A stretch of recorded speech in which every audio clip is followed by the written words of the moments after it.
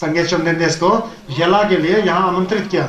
बुद्ध का नाम सुनते ही ये व्यक्ति इतना खुश हो जाता है, उसके इतना श्रद्धा आ जाता है। यहाँ ये श्रद्धा आने का मतलब ये हो जाता है पूर्व जन्म से बुद्ध से कहीं इसका संपर्क था। बुद्ध का नाम सुनते इतना खुश हो गया। बुद्ध बुद्ध बेनोई, बेनोई मतलब शक्बों को बोलते हैं ना, बेनोई धनपाल जी क्या क्या आपने क्या बुद्ध आने वाले हैं क्या, भगवान बुद्ध? फिर ऐसा बैठ जाता है तो पक्का ना, पक्का भगवान बुद्ध आने वाले हैं यहाँ, सम्यक संबुद्ध आने वाले हैं ना। हाँ बोला। फिर क्या, फिर चौथी बार पांचवी बार यही दोहरा रहा है वो खुश होकर के। फिर बोला सही कह रहा हूँ, शाक्यमुनि बुद्ध जी का प्रादुर्भाव हुआ है। सम्यक संबुद्ध को मैंने अपने शिष्यों के साथ अपने घर में संयम जला देने के लिए बुलाया है।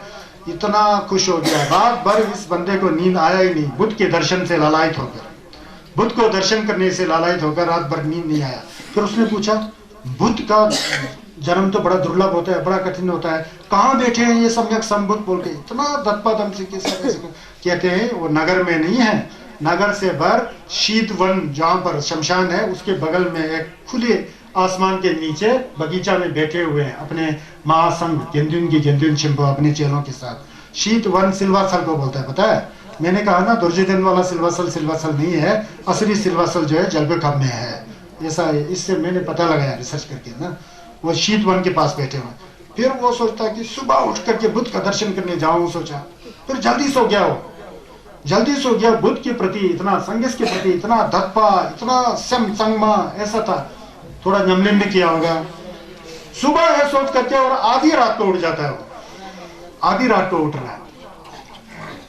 देखा बाहर बहुत अंधेरा है, ये तो रात है। फिर सो जाता है, 5 मिनट में उठ जाना, फिर सो जाना, 5 मिनट में उठ जाना। तो उसको इतना जिज्ञासा लगा है कि संगीत का दर्शन करूं जल्दी से जल्दी। फिर भी वो सुबह 3 बजे 4 बजे के करीब उठ ही जाता है। फिर तो ज्यादा है, अभी तो जाना ही है, सुबह है सोच करके नहीं जाता है। जा करके पहले ही बोल के रखा था क्या कहते हैं नौरक्योंग ने, जब तक सुबह नहीं होता कोई भी गेट नहीं खुलने वाला यहाँ पर, क्योंकि राजगृह नगर का 4 गेट हुआ करता था, 4 द्वार। वो द्वार बंद हो जाता था, सुबह सूरज की रोशनी पड़ने पर खुला हो जाता था। तो इतना समझाने के बावजूद वो 3-4 बजे उठ के चला जाता है, सुबह है समझ करके जाता है। तो देखता है कि एक जगह जो है नगर का गेट जो है खुला है, क्योंकि कोई आदमी गुजर गया, मरा हुआ ना, वो शमशान में ले जाने के लिए कहीं एक द्वार खुला था। वो द्वार खुला है, वहां से आगे चला गया तो पूरा जंगल ही जंगल है। सुबह तो नहीं हो रहा है, आवाज आ रहा है साइंस कहीं कुत्ता रो रहा है, कहीं भेड़िया रो रहा है, कहीं कुछ आवाज से डर गया बेचारा। अभी तो ये तो रात है, कैसा है? पहले तो डर के वापिस आओ। फिर उसने अपना वो सोचा संघर्ष का दर्शन करना है, क्या डरना है, जो भी हो जाए मैं जाना ही जाना है। आगे निकल जाता है। तो बाद में थोड़ा आगे, अभी और सुबह नहीं होना है, सुबह होने पो फटने वाला था, उस समय कोई खंकार रहा है करके खंकार रहा था। फिर उसने ध्यान दिया कौन है। फिर उस समय फिर पो फट गया, सूरज की रोशनी आ रही थी।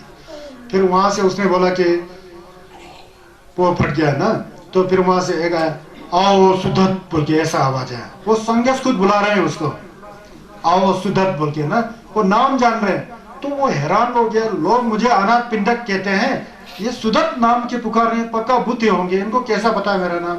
क्योंकि जीवन से संबंध है ना। सुधत जाते हैं, भगवान का दर्शन करते हैं, और भगवान ने बड़ा ही वहाँ का धर्म प्रवचन किया, बड़ा अमृतवाणी किया। फिर वहां से जो है राजगृह में जाने का समय आ गया, तो वो फिर जल्दी वापस आ जाता है। भगवान का दर्शन करते ही कहते हैं कि उसके जो है मन जो है पुलकित हो गया, आंखों से आंसू आ गया, और उसके अंदर धप्पा का जो सावन छुई का जिल्ला बना उसके मन में चला गया। बस वो संगे चंदन देश का लोमा यंगदाप हो गया, बल्कि वो दवा नहीं था, भिक्षु नहीं था। ये गोमेज जेजिन जी का मैं नंतर बता रहा हूँ, समझ गया ना। फिर वहां से गए, जाकर के और बड़ा खुश हुआ। लोग वहां पूरा व्यवस्था कर रहे थे। उस समय कहते हैं अपने साला को कहते हैं बेनोई को, देखो बेनोई, बुद्ध का मैंने दर्शन कर लिया है, आज का जितना खर्च है कृपा मुझे करने दो बोला। फिर वो नहीं मानता है, भोजन का खर्च मुझे ही करना है, उसके अतिरिक्त जितना भी जो खर्च था रहन सहन का सब खर्च उसने उठाया, दिलो जान से उठाया। बाद में बुद्ध जी आते हैं, भोजन करते हैं, भोजन के उपरांत जो है धर्म का छठ देते हैं। छठ देने पर दोबारा समय निकाल करके अनाथ पिंडक के साथ दर्शन हो जाता है बुद्ध का। फिर उस समय बुद्ध को कहते हैं, भगवान बोलते हैं, अगर आप स्वीकार करेंगे तो आप नैयत में आएंगे, नैयत में श्रावस्ती में आएंगे। श्रावस्ती में आएंगे, मैं आपके लिए व्यवस्था करूंगा बोला। फिर भगवान बुद्ध मुस्कुरा गए, इसका मतलब स्वीकार कर दिया। फिर भगवान ने कहा कि मेरा रहने का स्थान तुझे पता है ना कहाँ रहता हूँ? मेरा रहने का स्थान शहर से दूर, गाँव से दूर, जहाँ पर वातावरण स्वच्छ हो, शोर शराबा नहीं हो, रात में शोर शराबा नहीं हो, दिन में भीड़ नहीं हो, ऐसे स्थान पर मैं बैठ सकता हूँ। भगवान समझ गया, उनकी स्वीकार कर दिया। इतना खुश हो गया कि भगवान नैयत में आने वाले हैं। अब नैयत में पहले गया ही नहीं, भगवान नैयत में जाने वाले, श्रावस्ती में जाने वाले हैं। फिर वो जल्दी जल्दी करके भगवान से जो है छत्थल कर करके विदाई लेकर के नैयत की तरफ जाता है।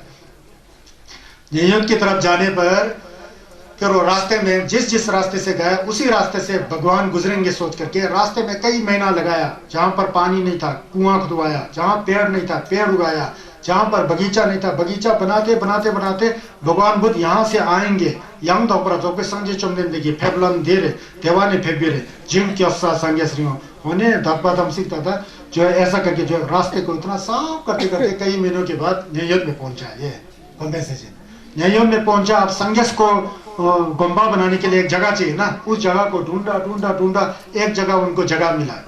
तो जगह मिला तो उन्होंने देखा कि यही उचित जगह है, लेकिन दुर्भाग्य से वो जगह जो है जलपो सलजल प्रसन्नजीत के पुत्र राजकुमार जेता का सैर सपाटा करने का एक बगीचा था, उसको उन्होंने लेने का वो किया। जाते हैं वो राजकुमार के पास, राजकुमार मैं आपसे विनती है कि भगवान बुद्ध को मैं श्रावस्ती में ला रहा हूँ, इसके लिए उनके गुम्बा बनाने के लिए विहार बनाने के लिए मुझे जगह चाहिए, तो मुझे कृपा करके बेचो बोलते। और राजकुमार ने सोचा ऐसे बोला, ऐसा ही मजाक में कह दिया, अगर तुम इसके ऊपर सोने का पूरा रुपया बिछा करके भी बेचोगे ना तब भी बेचना मुश्किल है, अगर ऐसा बिछा पाओगे तो शायद मैं बेच सकता हूँ। मजाक में कह दिया। तो सेठ बहुत खुश हो गया, हाँ यार ये बेचने वाला कल से उन्होंने पूरा जितना अपना भंडारा में जितना भी सोने का अशरफी था करशापान सब बोझ में ला ला करके जमीन को सोने से ढक दिया जी, छक छक छक छक छक छक छक छक छक।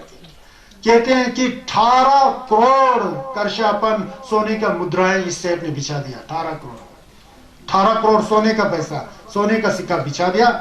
तो फिर यहाँ पर राजकुमार ने तो मजाक किया था, उसने सोचा बेचना नहीं चाहिए तो बेचा, लेकिन नया नया में बात किया कि जब तुम्हारे मुंह से छूट गया तो बेचना ही पड़ेगा बोल के वो बेचना ही पड़ा। ऐसा बिछाया, पूरा सोने का अशरफिया बिछाया, थोड़ा सा बचा था। राजकुमार हैरान रह गया, इस सेठ के अंदर कितना हिम्मत है, कितना साहस है, कितना भक्ति है, कितना आस्था है, कितना धप्पा है इस गुरु के प्रति, वो गुरु कैसा होगा बोल के उसने भी अपने मन से नमन किया।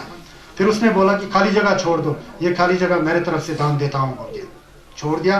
फिर उसके बाद कहते हैं कि ये दो के अंदर बताया गया है, तो 18 करोड़ सोने की मुद्रा बिछा करके उसने जमीन खरीदा। 18 करोड़ का फिर क्या कहते हैं उसका क्या कहते हैं गुम्बा का निर्माण किया, और 18 करोड़ का और दूसरा किया 54 करोड़ बता रहे हैं, ऐसा लिखा हुआ है कंजूर के अंदर। 54 करोड़ सोने का रुपया, ऐसा नहीं आजकल का, आजकल तो कागज वाला 54 करोड़ बहुत हो जाता है ना, ये सोने का था। सोने का 54 करोड़ रुपया ने जो है उसने भगवान बुद्ध के लिए भव्य बगीचा के अंदर जो है गुम्बा बनाया, संगे जुक्षी करने का सिमचुंग बनाया, और गेलोंग लोग जुक्षी करने का फिर सिमशा बनाया, फिर कुआं बनाया, बगीचा बनाया, पेड़ पौधे लगाए, इतना सुंदर भव्य ऐसा बना दिया। समझ गया ना। कहते हैं कि संगेश चुमदेन देश के लोमा के अंदर सबसे बड़ा दानी ये गोमे जिजिन जी हुए थे, और दुनिया भर में सबसे बड़ा गुम्बा, उससे बड़ा गुम्बा आज तक बना ही नहीं बोलते, ऐसा गुम्बा बना दिया। समझ गया ना। तो गुम्बा बना दिया। गुम्बा सब पूर्ण होने के बाद जो है बुद्ध को वहां आमंत्रित करते हैं, उसका रमनेस करते हैं, और संज्ञा चंदन देश खुद के हाथ के द्वारा रमने किया हुआ खुद का सिमचुम और शारी बू जैसे, मंगलजी बू जैसे, पुंगाओ जैसे, नेवराखोर जैसे, होसुंग छंपो जैसे, गेलुंगी गेंदुन छंपो समझी मिचपा सब दुथम जमलिंग करने वाले उस धरती पर जो है कम से कम 25 सालों तक रहे हैं। समझ गया ना। 3-3 महीने के लिए रहे हैं। तो ऐसा उसने ऐसा दान दे करके किए उसको बनाया है। भगवान बुद्ध ने उसको ले लिया, किसके लिए? अपने गेंदिनपा के लिए, दवा के लिए वहां ले लिया। ये जो गोमे जेजिन जो थे, अनाथ पिंडक जी जो थे, दिन में 3 बार भगवान के दर्शन करते थे। सुबह जाते थे, कुछ ना कुछ चावल खीर जैसा, क्योंकि भगवान को खीर सबसे पसंद था। आपको पता है नहीं, सुजाता नामक औरत ने भगवान को खीर चढ़ाकर ही उससे अपना शरीर हिष्ट पुष्ट बनाकर ही बुद्ध हो गए थे ना। इसलिए संघर्ष को अगर छत्ता पुलशी करना हो तो शुद्ध दूध के अंदर मिश्री डाल करके, दाग डाल करके, शहद डाल करके सिर्फ खीर ही चढ़ाओ तो बहुत पुण्य होगा, मुझे ऐसा लगता है। बुद्ध को खीर पसंद था, है ना जी। तो ऐसा सुबह खीर लेके जाते थे, दिन में फिर दर्शन करना, शाम को इतना जिंदक छम्बो, ये क्या कहते हैं, बौद्ध समाज में हुआ ही नहीं है। तो वहां पर जब कभी बुद्ध यहाँ वहां जाते थे ना, यहाँ वहां बुद्ध संज्ञा चुम्बेंदे यहाँ वहां जाते थे, तो उनको बड़ा वो होता था, अकेलापन महसूस होता था गोमेज जेजिन को। फिर उन्होंने बताया कि संज्ञा चुम्बेंदे से मैं विनती करता हूँ कि जब आप यहाँ नहीं होते तो पूरा सुनसान हो जाता है ये गोम्बा, आपका होना यहाँ बहुत जरूरी है। अगर आप नहीं बैठेंगे तो आपके प्रतिनिधि के तौर पर एक कुछ यहाँ होना चाहिए बोल के। फिर संज्ञा चुम्बेंदे कुंगाओ जी को कहते हैं, कुंगाओ उस समय मूर्ति का प्रचलन नहीं था, मूर्ति तो बाद में आया, 300-400-500 साल पीछे आया मूर्ति, जो कुंडा है ना, कुंडा का प्रचलन।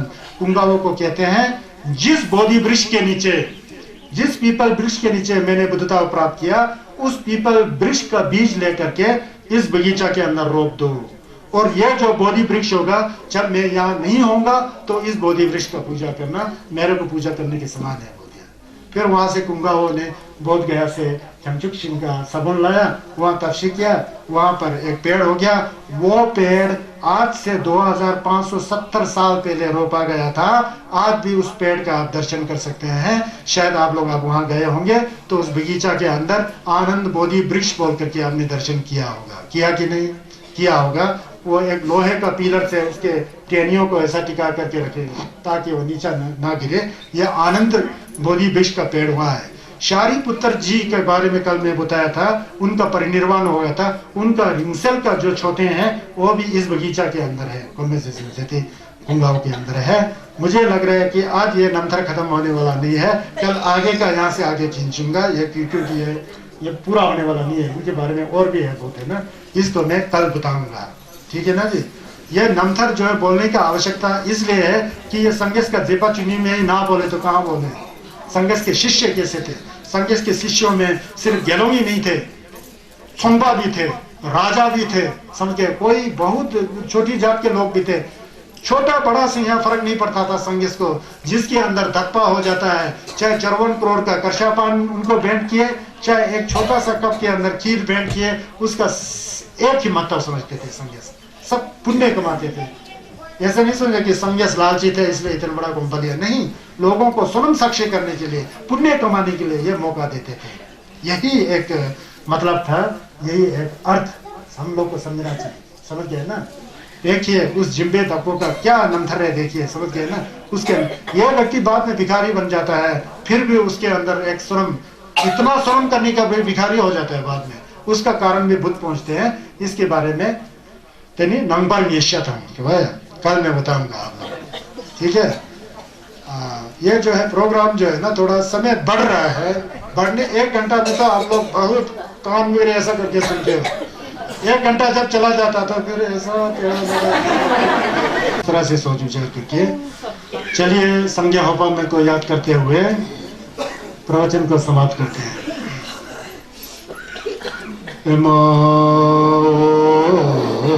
मंत्र संजय नव तुझे चेंबोदा तुझे तो नंदा संजय जंसे पमे घजे कर देखे मथुरा बागो में बाई देवा चंजे जावे सिंगांगे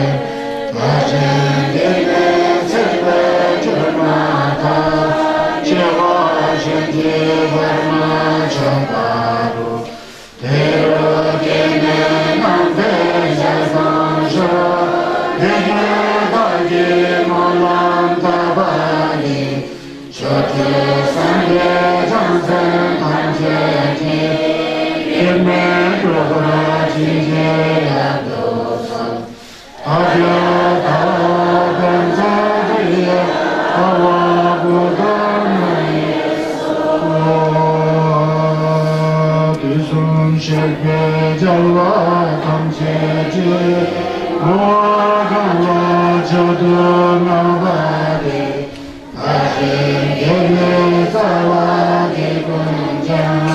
Sambo Chacheratu Mawaraji Jamba Bala Jibra Jimba Kondo Sambo Deya Ijinde Tela Kundi Jesa Danoje Eva Dega Kanje Rado Sangye Kusun Nebe Jima Munjara Bende Jimada Yede Meche Dunde Jimada Jibun Hoa Mala Nubarshu एक यहाँ एक व्याख्या करना चाहते हैं संजय कुसुम येबे जिल्लात Dang Sanjay चुगु Lungu टुलकु होता है ना चुस्की कु लुंगु टुलकु वो प्राप्त होने का जिल्लात हमें आ जाए संजय चिन्ने मिंजरो देबे जिल्लात दांग जो संजय चमदे ने छस दिया है जो वो सब सत्य है झूठ का एक लेश मात्र भी आंसुआ नहीं है बिल्कुल स्वच्छ है निर्मल है सत्य है वो चिन्ने मिंजर जो बुद्ध द्वारा प्रवचन किया ना उसमें सच्चाई की सिवाय कुछ भी नहीं है और खासकर जो चुनित जो सत्य है वो हमेशा सत्य है वो बदलने वो दंबा है उसकी जिल्लत भी हम में आ जाए गेंदु मिचित तो पे जिल्लत है ना ये गेंदु किसने चीज़ किया देवदत्त ने चीज़ किया दुर्लभ जी ने संग में फूट नहीं डाले तो सब इकट्ठा होके बैठ करके हमने छस नमलिंग करे है ना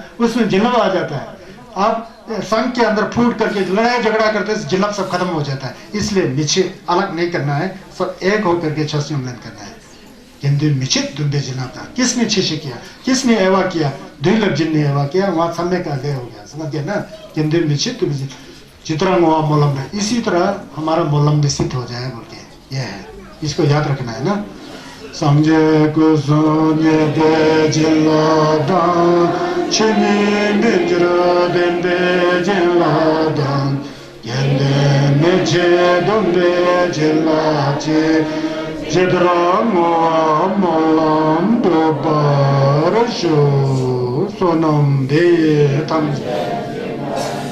Tomne Nyembe Danam Tamjen Kega Nache Bala Tuba Sebe Tole Toba Galvarasho Jamcho Semcho Ribo Maje Panan Jejroje Jewa Nyamba Membra 동네 동도 별바르쇼 제와 대단 테랍 탐제 건조 숨담 나양 민달 건조 숨라 준도 처바 건조 숨제 질라 주바르쇼 닌드르니 모델렉 센데 니메 고양 델렉시 인생 딱도 델렉 겸내 건조 숨제 다시쇼 건조 숨제 덴바 삼제단 jancho semba tam지 진제 랍신 선이 영수 조배 마탕 첨보 최제외 남브라다베 삼제 미찹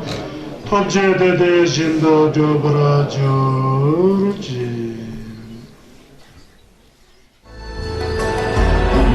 마니 벤메호 마니 벤메호 마니 벤메호 Mani Padme Hum Mani Padme Hum Mani Padme Hum Mani Padme Hum Mani Padme Hum Mani Padme Hum Mani Padme Hum Mani Padme Hum Mani Padme Hum Mani Padme Hum Mani Padme Hum Mani Padme Sangye Jagat Saje Chananda Jancho Bhargavani Kasaje Tane Jesa Jebe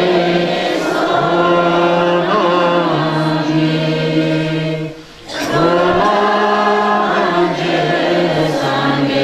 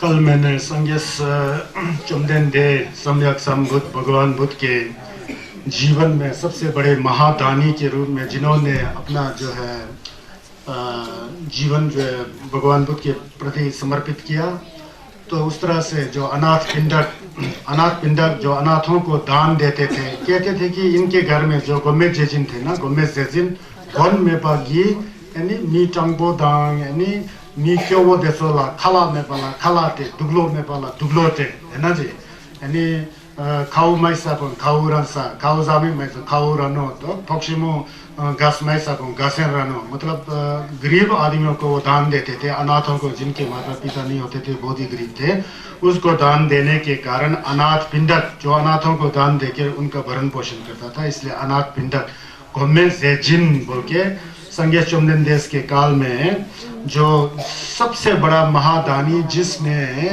सोने के अशरफियों को जमीन में ढक करके महाराज प्रसन्नजीत के पुत्र राजकुमार जेतवन का जो जो भ्रमण करने का जो बगीचा था उसको सोने के रुपयों से ढक करके खरीदा था। मैंने बताया था ना कल, कहता था कि 18 करोड़ जो सोने के अशरफी से उन्होंने उस भूमि को खरीदा और स्वर्ण के अशरफियों के ढक करके। उसके बाद 18 करोड़ सोने के अशरफियों से जो है गोम्बा का निर्माण किया, महाबौद्ध विहार का निर्माण किया। उसमें भगवान बुद्ध के रहने का गंधकुटी विहार, भिक्षुओं के रहने के लिए जो है भिक्षुओं का घर, और गोम जमलेन करने के लिए शून्यागार, जहाँ पर एक एक कमरा हुआ करता था।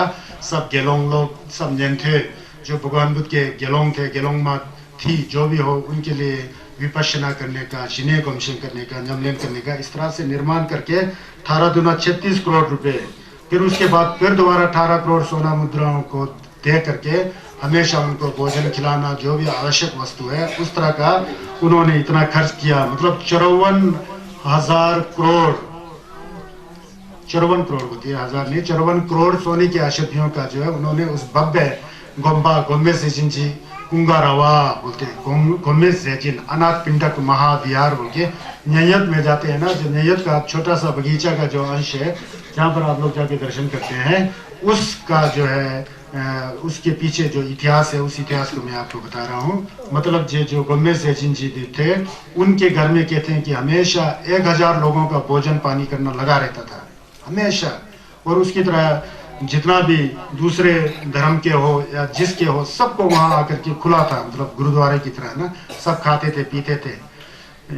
यद्यपि जो अनाथ पिंडक जी जो थे और भगवान बुद्ध के शिष्य थे, बुद्ध के प्रति अटूट श्रद्धा था, फिर भी उनके दरबार में जो है उनके घर में जो भी लोग आ सकते थे, कोई पंथ के, कोई संप्रदाय के, कोई बड़ी जात छोटी जात जो भी है, सबको वहाँ पर भोजन का व्यवस्था, खाना पीने का व्यवस्था सब कुछ हुआ करता था।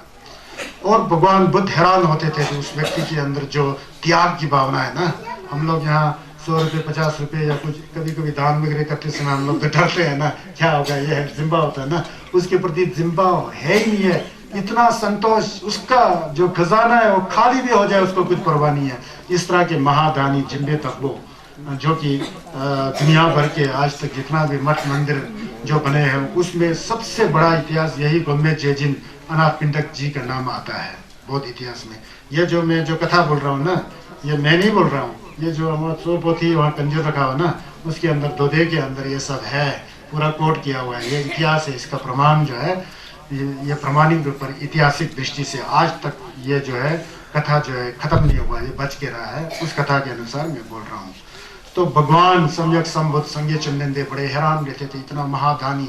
फिर उनके चित्त की सेंस का जो अंदर की जो भावना को जानने के लिए वो कहते थे, देखो अनाथ पिंडक, तुम दानियों में महादानी हो, तुम्हारे अंदर बड़े त्याग की भावना है, लेकिन फिर भी तुम्हारा चित्त शुद्ध होना चाहिए, सेंस दाकवा होना चाहिए, सेंस संगमा होना चाहिए, अनित्य का भाव होना चाहिए। हो सकता है तुम कल गरीब हो जाए तो अनित्यता का भाव होना चाहिए, मन के अंदर जो त्याग की भावना शुद्ध रूप से होना चाहिए।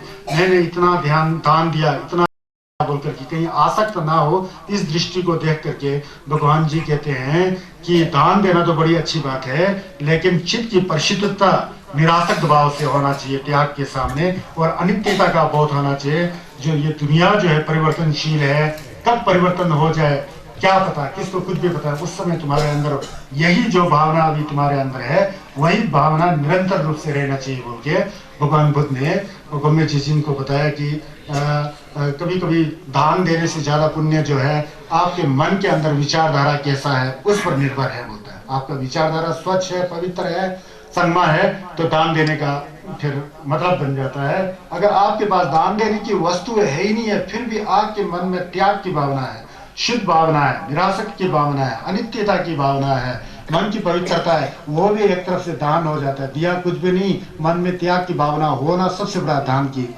दान का अर्थ होता है बोलता है। ये बताया थे भगवान बुद्ध ने। फिर कहा जाता है कि अंत में जो है ना, जो महादानी होते हुए भी ये जो गोम्बे जेजिन, जो अनाथ पिंडक जी जो थे, गोम्बे जेजिन आप दोर्जी चुपा पढ़ते समय आता है ना, दिखे दगे तो बदीचे न चुमदिन दे नंदु योपा ना गोम्बे जेजिन जी कुंगा रवा गे ना गेलोंगी गेलिन शिंबो ना रत्तु मंगो गेलोंग जादम युजा गेलिंगी रत्तु मंगो तच्ची तो शुद्धि है। गोम्बे जेजिन जा कुंगा रवा यही है, अनाथ पिंडक का कुंगा रवा। वहीं दुर्जी चुपा का सुन किया था संज्ञा चंद्र ने, समझ गया ना। उस महादानी गोमेज जेजिन जी बारे में जो है मैं आपको ये बता रहा हूँ। बाद में कहा जाता है कि गोमेज जेजिन अनाथ पिंडक जो थे, उनका नाम सुदत भी था नाम, लेकिन अनाथों को दान देने के कारण उनका जो नामकरण जो है अनाथ पिंडक, अनाथ को पिंड देने वाले, अनाथ को दान देने वाले के नाम से प्रसिद्ध हो गए, इसलिए गोमेज जेजिन नाम पड़ा है। बाद में इन्होंने जो है दान दे करके हर किसी व्यक्ति, ना कोई रंग पर देखना, रूप पर देखना, जाति पर देखना, कोई अमीरीपन गरीबीपन, भगवान बुद्ध को तो शिष्य थे ही थे, भिक्षुओं को तो इतना आदर सत्कार करते थे। उनके अंदर जो है माचे पे देपा था। माचे पे देपा मतलब दत्पा जो बनावटी ना हो। दो तरह के दत्पा होता है ना, बनावटी दत्पा, दत्पा नहीं है, दत्पा सन के अंदर से होना चाहिए। भगवान के बुद्ध के प्रति तो समर्पित थे ही थे। तो देखते देखते उनका खजाना खाली हो गया, कहते हैं, समझ गया ना, खजाना खाली हो गया। उनके खजाने में सिर्फ कुछ पुराना दाल और ये चावल वगैरह दलिया के मात्र कुछ भी नहीं रहा, सब खाली हो गया बोलते हैं, दान देते देते। फिर भी उनका जो दान देने की भावना जो है टूटा नहीं, बोलता है चलो दलिया ही पका कर खिलाते थे सबको, दाल ही पका कर देते थे, चावल ही पका, उनको कुछ परवाह ही नहीं है। उनके अंदर इतना सेटिस्फेक्शन था, इतना संतोष था, इतना तोचुम चौकसे था, उनको फर्क ही नहीं पड़ता था। मन में त्याग की भावना है ना, क्या फर्क पड़ता है किसी साधक को, किसी न्यमलेनपा को, किसी धार्मिक व्यक्ति को क्या फर्क पड़ता है, चाहे मेरा घर ही उजड़ता है, मुझे दान देना ही है, भिक्षु संघ का सेवा करना ही है, भगवान के चरणों का स्पर्श करना ही है, सबको दान। दलिया पकता था, उसके बाद तो केवल पानी के अंदर जैसा हम लोग आटा वगैरह घोल करके देते हैं, मूली वगैरह आलू वगैरह थोड़ा तो ऐसा भी दान देते थे।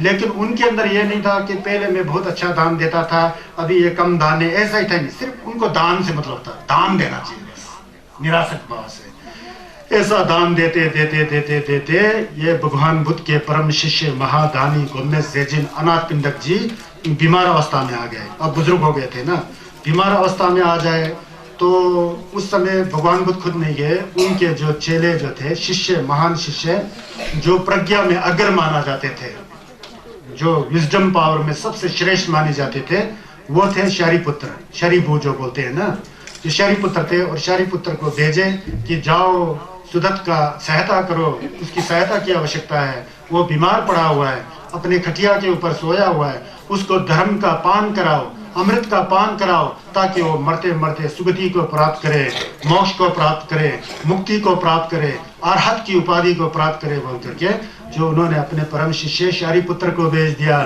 गोमेज जेजिन के वहाँ। फिर शारिपुत्र जी वहाँ जाते हैं तो उनको देते हैं, हे आर्यपुत्र, हे गृहपति, गृहपति छिमदा बोलते हैं ना, जो घर के सेठ लोग होते हैं उनको गृहपति बोलते हैं, आपका क्या हाल है, आप कुशल मंगल तो हैं बोलते हैं। फिर उस समय उनकी हालत को देख करके फिर आज तक अनातम अनित्य और इसके बारे में इतने साल तक भगवान बुद्ध के प्रति क्या कहते हैं संबंध होने के बावजूद भी ये नहीं सुन के रखे थे ना। तो उस दिन शारिपुत्र जी जाते हैं और शारिपुत्र जी जा करके कहते हैं कि देखो ये दुनिया में सब कुछ है, ये सब अनित्य है, जन्म हुआ है तो मरना ही है, कुछ कमाया है तो खोना ही है। आपने तो बहुत कुछ कमाया, कमा करके फालतू में नहीं खोया, आपने संघ का सेवा किया, लोगों का सेवा किया, भूखों को खाना खिलाया, निर्वस्त्र लोगों को वस्त्र दिया, भगवान बुद्ध को पूरा जिंदगी भर आपने सेवा किया। भिक्षु गण जो है हमेशा आपके भोजन पर निर्भर करते रहे, आपके अंदर कितना पुण्य प्राप्त हुआ, उस पुण्य का कोई असीम, उस पुण्य का जो फल जो है उसको हम लोग नहीं नाप सकते, ऐसा आपने पुण्य किया है। फिर भी देखो आर्य पुत्र गृहपति आसक्त नहीं होना चाहिए, अगर आसक्त रहा तो उन पुण्यों का ज्यादा महत्व नहीं होता है, उसका फल ज्यादा नहीं होता है। वो समझाते हैं अपने भगवान बुद्ध के परम शिष्य को, भगवान बुद्ध के जो दाया आग के समान प्रज्ञा में जो सबसे आगे थे शारिभू, वहां जाके समझाते हैं। फिर कहते हैं गृहपति मुझे सुनो और मन में धारण करो, मैं चक्षु का उपादान ही करूंगा। चक्षु मतलब आंख को बोलते हैं, मैं आंख से किसी भी चीज को ग्रहण नहीं करूंगा, चक्षु का उपादान नहीं करूंगा, और मेरा चित्त चक्षु में आसक्त ना हो। चक्षु का मतलब आंख को बोलता है। आंख से क्या दिखाई देता है? आंख से रूप दिखाई देता है, अच्छा रूप है, ये नीला है, ये पीला है, ये सोना है, ये चांदी है, ये लोहा है, ऐसा हमको दिखाई देता है ना। सोना हो तो चाहिए चाहिए चाहिए, ये तो लोहा है यार, फेंक दो, इसका कुछ कीमत नहीं है, ऐसी भावना आंख के द्वारा होता है ना। तो इस तरह से कहते हैं कि यहाँ शारिपुत्र आंख के द्वारा जो आपने दिखाई दिया था उसके ऊपर आसक्त मत हो जाओ। अब तुम्हें तुम्हारा जो है क्षण जो है शरीर से प्राण छूटने वाला है, इसलिए मैं चक्षु का उपादान नहीं करूंगा, ऐसा अंदर से ये न्यमलेन सिखा रहा है, गम सिखा रहा है। क्योंकि जब तक दगजिन होता है तब तक आदमी संसार में जन्म लेता है। जब दगजिन का जो थकवा जो है, जो रस्सी जो है, जो जो जो जो अटैचमेंट का जो रोप जो है वो कट ऑफ हो जाता है, तब संसार से अलग होकर के मुक्ति को प्राप्त हो जाता है।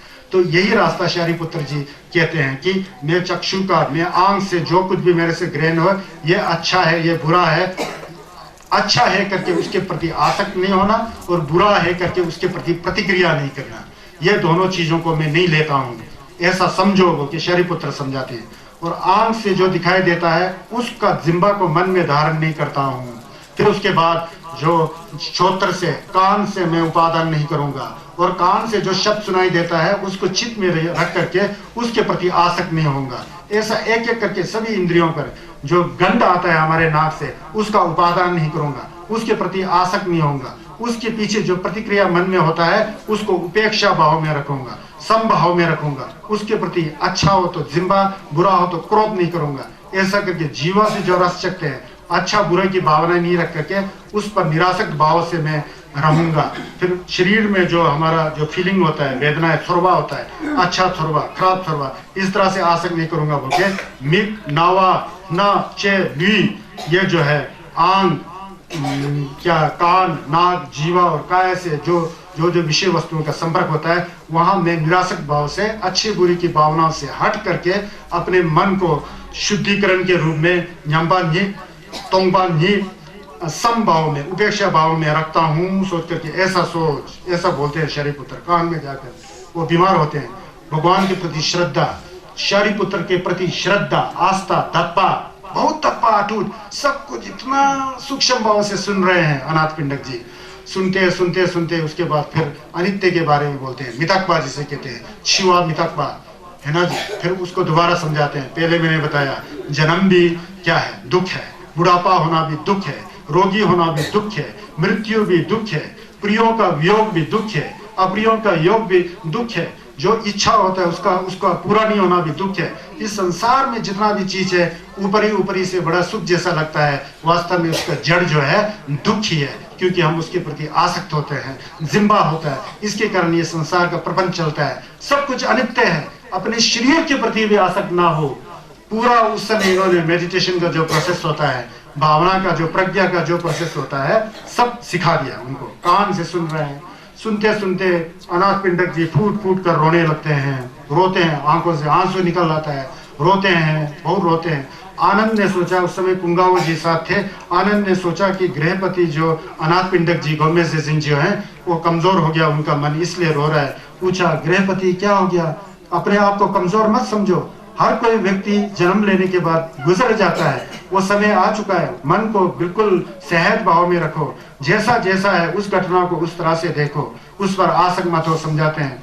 फिर गृहपति जी कहते हैं, अनाथ पिंडक जी कहते हैं, मैं घबरा नहीं रहा हूँ, मुझे दुख इस बात का है कि इतना सालों तक मैं भगवान के चरण में रहा तो इस तरह की अनित्यता को और सत्य की जो धर्म की जो अमृत जो उपदेश जो है नहीं सुना है, इसीलिए मैं रो रहा हूँ। मुझ में कोई आसक्ति नहीं है, मुझ में कोई जिम्बा नहीं है, मुझे पता है सब कुछ नष्ट होने वाला है, इसलिए तो मैंने इतना दान दिया कि मेरा खजाना जो पहले लबालब सोना चांदी अनों से भरा रहता था अब जीरो हो गया है। इसका मुझे ज्ञान हुआ है, मुझे भी इस शरीर को छोड़कर जाना है। मैं समझ रहा हूँ सब कुछ। शारिपुत्र, आपका बहुत कृपा है, आपका दिन छे तुझे छे कानन। ऐसा ऐसा हंसते हंसते अनाथ पिंडक जी का प्राण के फिर शरीर से निकल जाता है। वहां पर अनाथ पिंडक जी का परिनिर्वाण हो जाता है।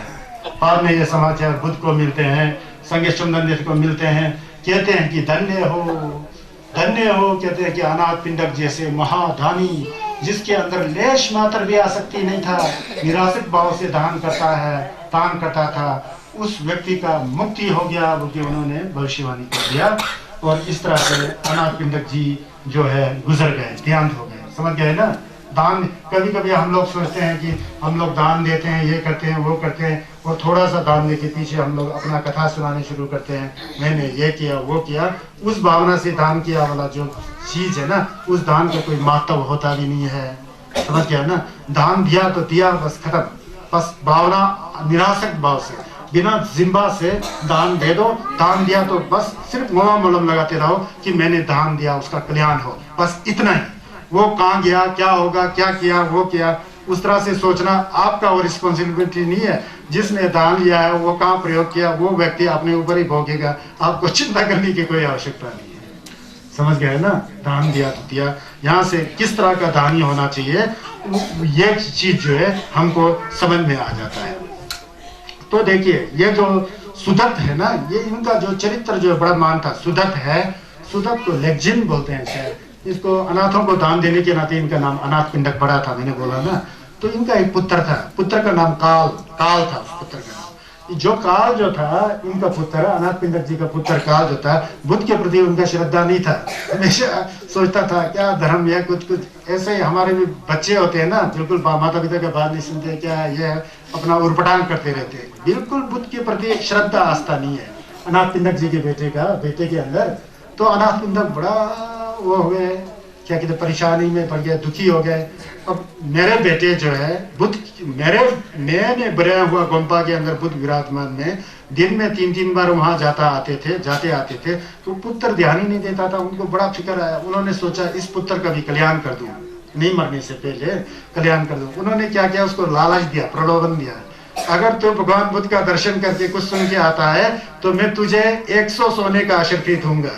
उसको आ गया लालच बच्चे को, फिर 100 सोने का अशर्फी लेकर के बुद्ध का दर्शन करने गया। दर्शन करना है दसरे, वहां वो फिर सो गया जी, क्या सुनना, उसको है ही नहीं है संस्कार, सुना नहीं उसने, फिर सो गया, फिर आ गया, फिर आकर के वापिस आता है, फिर बड़ा खुश हो गया, पिताजी आज तो गया बुद्ध का, लेकिन उसने वहां उसके पल्ले में कुछ पढ़ाई नहीं। फिर इसी तरह कई बार, कभी 800 कभी 1000 ऐसा कर्षा बंदे के भेजता था भेजते। एक दिन अचानक जब बुद्ध जी जो है बहुत क्या कहते हैं गंभीर रूप से अनित्यता के बारे में, मितक शिवा मितक के बारे में क्या कहते हैं छत्सुंशी कर रहे थे, उपदेश कर रहे थे, प्रवचन कर रहे थे, तो उस समय उसका मन लग गया, सुना, तो उसके अंदर जो पुरानी संस्कार, अच्छे संस्कार था, उसका प्रादुर्भाव हुआ, उदय हुआ। फिर उस समय दत्पा आया तो उसने संन्यास का सुनते उतने में ही उसके अंदर जो है गुंजुक बोल के, एक श्रोतापन बोल के, सबसे पहले धर्म की भावना का एक बीज पड़ता है स्वयं के अंदर, वो लग गया। उस लगने के बाद तो उसके प्रति जो है संन्यास के प्रति इतना तत्पा गमन किया। फिर उस दिन पिताजी जो अनाथ पिंडक जी ने 1000 सोने का अशर्फी देने का वादा किया था, तो इस बार वो नहीं ले रहा है। वो हैरान हो गया, तुम्हारा 1000 सोने का अशर्फी है। यह काल कहता है कि मुझे अब इस अशर्फी की आवश्यकता नहीं है, मैंने इस अशर्फी के 1000 गुना धन को मैंने प्राप्त कर लिया। उसको चित्त की भावना के बारे में पता लग गया, न्यमलन के बारे में पता लग गया, अंदर के आनंद और सहज और समता की भाव जो विपश्यना और क्षमता शिने इत्यादि में सिखाया जाता है, उस भावना को आने पर उसने जो है मना कर दिया। फिर पिताजी बहुत खुश हो गया कि बेटे का भी मैंने कल्याण कर दिया। समझ गया ना, लालच दे करके तरफ में डाला। और बाद में ये व्यक्ति जो है काल जो है कहते हैं कि वो भी अरहत की उपाधि को प्राप्त किया, टचुपा हो गया। ये अब दूसरी बात, उनकी एक बेटी थी, ये कथा मैं पहले भी बताया था। उनकी बेटी का नाम था क्या कहते हैं चुलभद्रा, संगमो नाम का एक बेटी थी। बचपन में वो उनका एक मित्र था, उसका नाम उग था, उग। लेकिन वो महावीर, भगवान महावीर जी को मानते थे, बुद्ध को नहीं मानते थे, और निर्ग्रंथ को मानते थे। वो नंगे साधु नहीं होते, जैन में भी दिगंबर और श्वेतंबर दो होते हैं ना। दिगंबर जो नंगे चलते हैं, जैन धर्म के अनुयायी, उनको मानते थे। लेकिन उन दोनों में बड़ी मित्रता उग और अनाथ पिंडक जी के बीच में, कॉन्वर्सेशन के बीच। ऐसा करते करते उनका एक पुत्री जो चुलभद्रा है और उनका एक बेटा था, वो दोनों आपस में प्रेम करने लग पड़े। और बाद में उनका जो पुत्री नहीं है, पुत्री चुलभद्रा, चुल सुभद्रा जो है, संगमो जो है, उससे ब्याया, मतलब उनके वहां विवाह कर दिया। वो जैनी जो उग उनका मित्र था, उनके घर में विवाह कर दिया। लेकिन वो व्यक्ति जो है थोड़ा अंधविश्वासी, पाखंडी, जादू टोना के ऊपर बड़ा विश्वास करता था। उनका दोस्त जो है, जिसके पुत्र के साथ अनाथ पिंडक की पुत्री का शादी हुआ, बड़ा खासकर जैनी साधुओं को बड़ा मानता था। कौन? उग मानते थे। विवाह कर दिया तो हमेशा वो जैनी साधुओं को अपने घर में आमंत्रित करता था, अपने घर में आमंत्रित करता था, भोजन खिलाता था। वो नंगे होते हैं, तो ये सारी चीजें सुभद्रा को अच्छा नहीं लगता था, क्योंकि सुभद्रा का मन जो है संन्यास चंद्रदेश के प्रति था। संगेश चुम्बिंदेश को मानते थे, सम्यक संबुद्ध को मानते थे। दत्पा जो है संगेश के प्रति था, लेकिन जैनी साधुओं के ऊपर, जैन जो नंगे साधुओं के ऊपर उनका विश्वास नहीं था। दुर्भाग्य से उस घर में उनके ससुर से लेकर उनके घर के सभी परिवार लोग महावीर को मानते, वो नंगे चलते थे। उन साधुओं का वहाँ बड़ा आदर सत्कार हुआ करता था।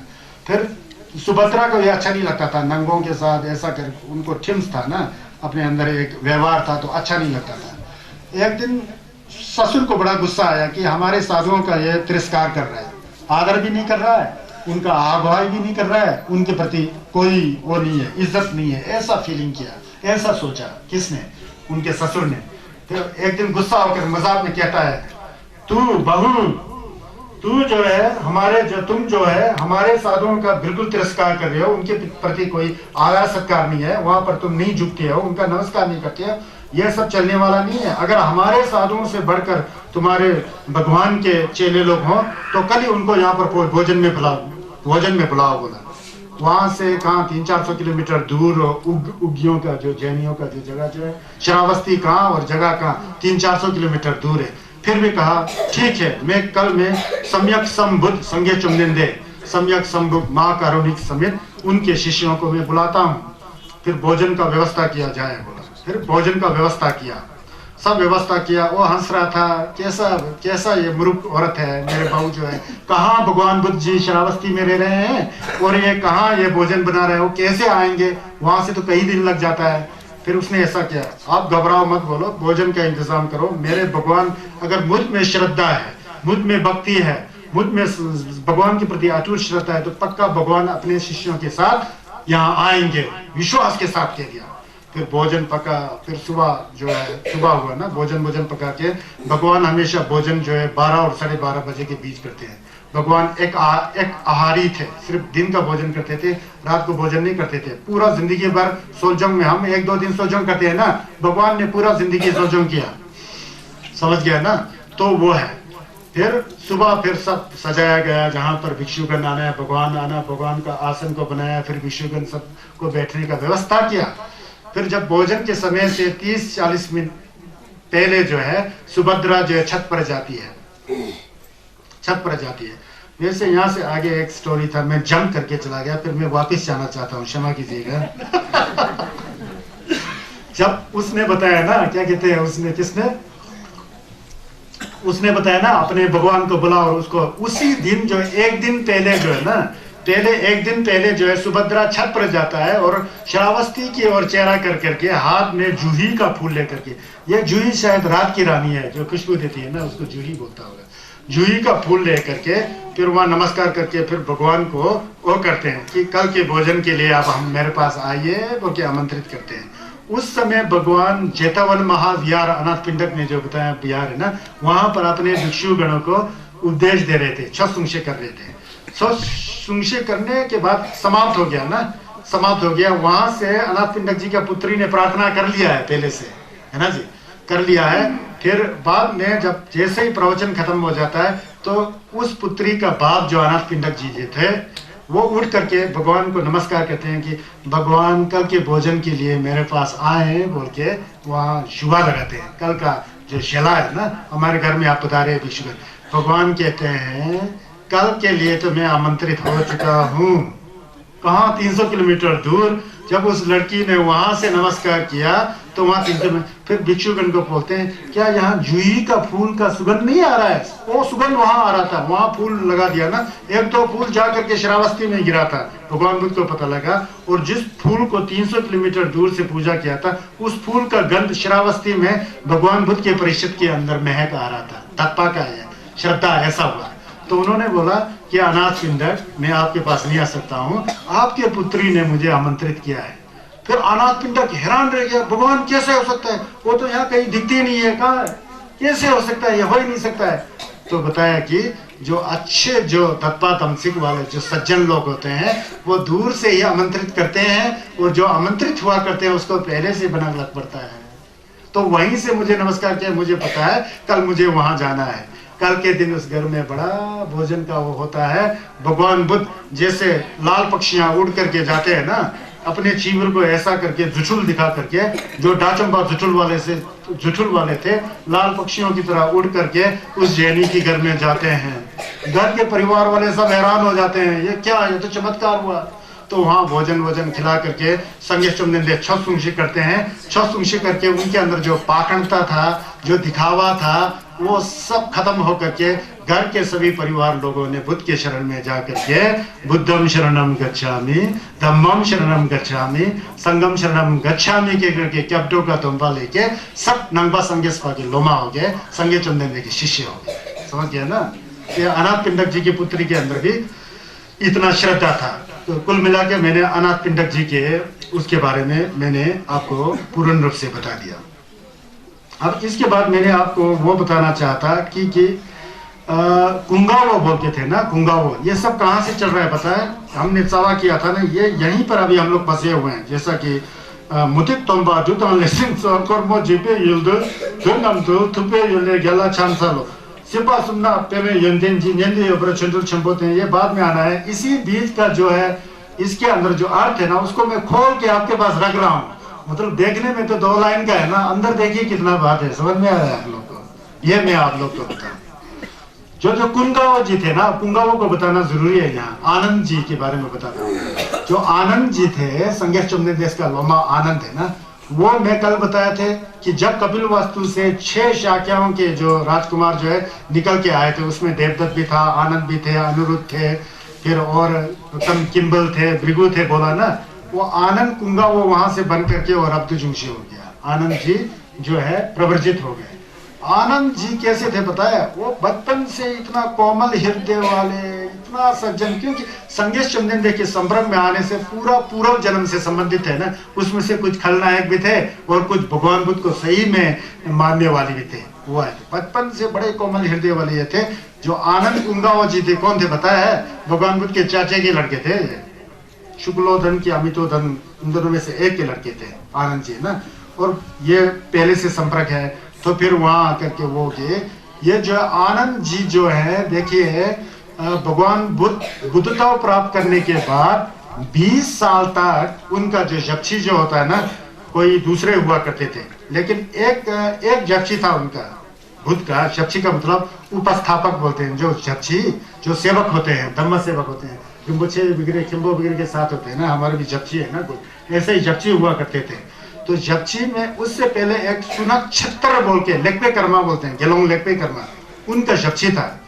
वो जपची जो 20 साल तक बुद्ध के साथ गए थे, लेकिन बुद्ध के अंदर उसने एक भी गुण, एक भी यंतन देखा ही नहीं। उसके अंदर जो मन में दत्पा था ही नहीं ना। सामने बुद्ध होते हुए भी बुद्ध के अंदर उसने यंतन देखा ही नहीं था। ये बुद्ध का कसूर नहीं था, उसका मन का कसूर है। समझ गए ना? कभी कभी हम लोग सज्जन लोग को पहचान नहीं पाते, वो हमारा दोष है। वो कहता है कि जाते जाते लोंडी निशु चमचो छू योग जी यंतन तिलटो चमयांगा मिथोंग बोल दिया उसने। संगे बोलता है कि आपके शरण में बैठकर मुझे 20 साल हो गया, लेकिन एक तिल मात्र भी आपके अंदर गुण नहीं दिखाई दिया। क्या है आपके साथ बैठेंगे? नहीं बैठता, मैं चला जाता बोल के गेलोंग छोड़ करके ढालो बन के चला गया। वो तो फिर उसका बाद में दुर्गति हो गया। संघर्ष के साथ भी ऐसा चलता था। समझ गए ना?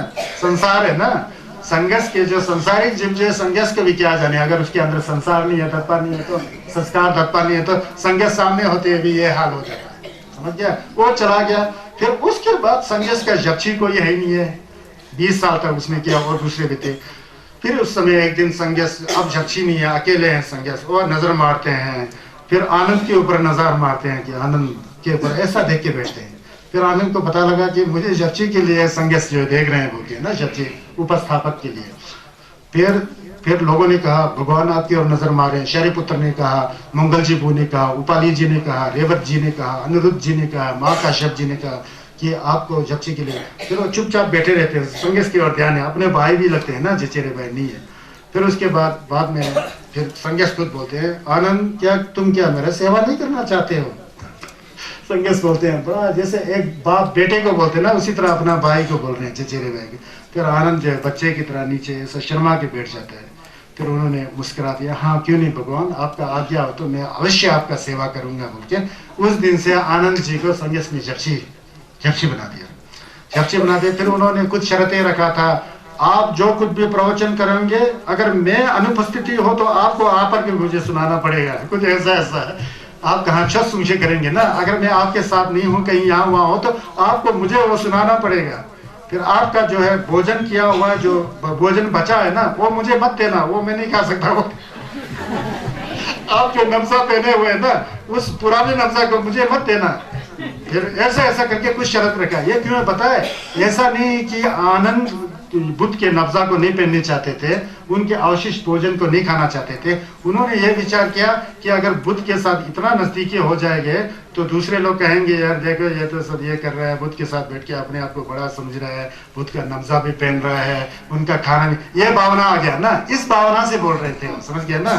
तो मतलब असामान्य बन के रहना चाहिए थे, भगवान का अपने दिलो जान से सेवा करना चाहते थे। उन्होंने उसके बाद जो है 20 साल के बाद, क्योंकि बुद्धत्व प्राप्ति होने के 45 साल तक बुद्ध ने धर्मचक्र प्रवर्तन किया ना जी, 20 साल तक ये सुनक्षत्र वगैरह ये लोग थे उपस्थापक शर्ची।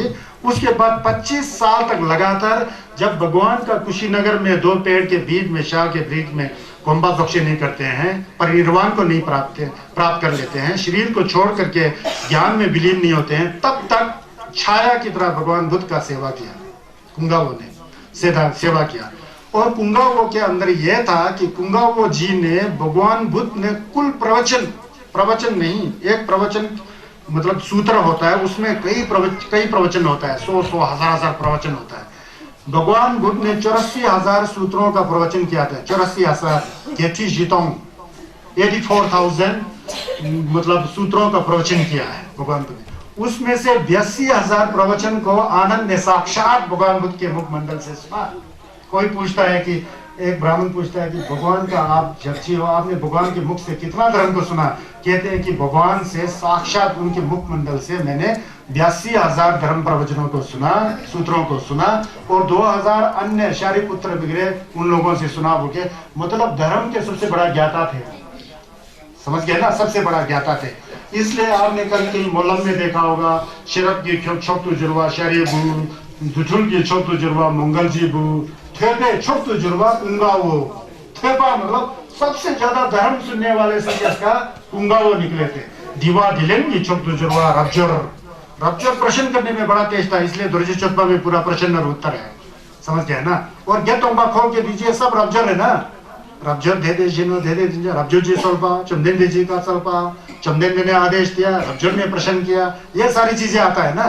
तो रब्जर जो है जीवा दिलेंगे छोटू जुड़वा, ये यद्यपि यहाँ रब्जर का प्रसंग नहीं है, यहाँ आनंद जी का प्रसंग है। मतलब आनंद जी ने भगवान बुद्ध के मुखमंडल से 84,000 धर्म स्कंदों में से 82,000 उन्होंने साक्षात बुद्ध के मुखमंडल से सुना, संन्यास के जल से सुना, और 2,000 अन्य विषयों से सुना। इसलिए जब हम लोग 2 पढ़ते हैं ना, ठीके दागी थेपा द्वि चिग्ना, एक समय में मैं इस जगह में था, उस समय भगवान के मुख से मैंने ऐसा सुना, एवं मया श्रुतम, मैंने इस तरह से सुना, आई हैव बीन हर्ड, मैंने ऐसा सुना बोल के बोलते हैं ना।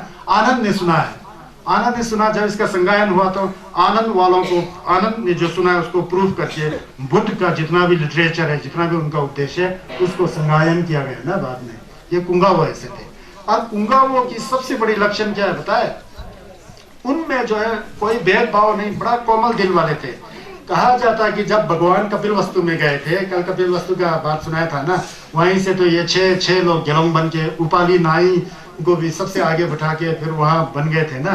तो उन दौरान जो है भगवान बुद्ध जब जन्म हुआ था लुम्बिनी में, उसके 7 दिन बाद तो भगवान की माता का निधन हो गया, परिनिर्वाण हो गया माया देवी जी का। उसके बाद उनका पालन पोषण जो है, उनका आंसू छोटी रानी, महाराज शुद्धोधन की छोटी रानी और माया देवी की सगी बहन, उन्होंने सिद्धार्थ जी का पालन पोषण किया था। और ये प्रजापति गौतमी अपने शाक्या के 500 औरतों को लेकर के, उस बीच में यशोधरा भी थे जो भगवान बुद्ध जब राजकुमार थे, सिद्धार्थ थे उनकी धर्म पत्नी, वो सब जा करके संगस के बाद छक करके, कोरा करके, कुंगाओं के द्वारा हम लोग भी अब गेलोंग माँ बनने चाहते हैं, कृपा हमको आदेश दीजिए। वहां संगस ने उनके ऊपर नजर ही नहीं मारा। समझ गया ना। जो गेलोंग माँ बनने के लिए अपने चाची जो है, मौसी जो है, मौसी है ना, मौसी चाची नहीं, मौसी है, उनको भी ठुकरा दिया, नहीं माना। कई बार इन क्षत्रियों ने, उसमें से खासकर भगवान बुद्ध की माता, असली माता तो नहीं, माता ही समझो, प्रजापति गौतमी, तो उन्होंने बड़ा आनंद के द्वारा कुंगाओं की तरह वो किया। यशोधरा भी थी, समसोमा, उनको टकटेन माँ भी बोलते हैं, किया, फिर नहीं माना, औरतों को गिलों की दुम्बा देने में नहीं माना। फिर कुंगाओं को बड़ा चिड़चिड़ापन आया, भगवान बोलते हैं जाकर के, गुस्से में नहीं, धप्पा तो था, लेकिन वो औरतों का पक्ष ज्यादा लेते थे। कुंगाओ जी कहते हैं कि सब बराबर होना चाहिए, गेलोंग तो है तो गेलोंग माँ क्यों नहीं है। फिर वहां जाके प्रश्न किया, एक तरफ से तो आप कहते हैं कि सब सिमचेन थमचेत एक है, सभी प्राणियों का स्वभाव एक है, सभी इंसान है, यह है। अब यहाँ ये क्षत्रियों और क्या कहते हैं उसमें आप भेद कर रहे हैं, यह कहाँ का नियम है, यह है वो है। फिर ऐसा फटकार कर लगा लगा लगा करके भगवान ने कहा, आनंद तू इसका अर्थ नहीं समझता है, कोई बात नहीं, अब जब तू कह रहा है इतनी बार तो हो जाएगा ये। फिर वहां से जाकर के क्या होता है, यंगबाचन वैशाली है ना, वैशाली में एक कुटागार में वहां रह रहे थे भगवान। उस समय संगस का जो मौसी माँ प्रजापति गौतमी और यशोधरा के साथ 500 स्त्रियां शाक्या के वहां आकर के भगवान के शरण में जाकर के वो लेते हैं, क्या कहते हैं, गेलोंग माँ का तंबा लेते हैं। और सबसे गेलोंग माँ के अंदर सबसे पहले गेलोंग माँ कौन ने बताया, संगेश चंदन देश खुद का मौसी जी और महाप्रजापति गौतमी, वहां से गेलोंग माँ का तंबा शुरू हो गया। ये यंगबाचन में शुरू हो गया था। यह किसकी कृपा से शुरू हुआ बताया, कुंगावों की कृपा से शुरू हुआ। क्योंकि ऐसा नहीं है कि भगवान बुद्ध औरतों को नीचे मानते थे और पुरुषों को ऊपर मानते थे, ऐसा नहीं है। लेकिन कहा कि ये जो संघ के अंदर जब स्त्रियों का प्रवेश हो जाएगा तो वहां अनोनी घट सकता है, ऐसी बात नहीं, जब समय आने पर धीरे धीरे करेंगे।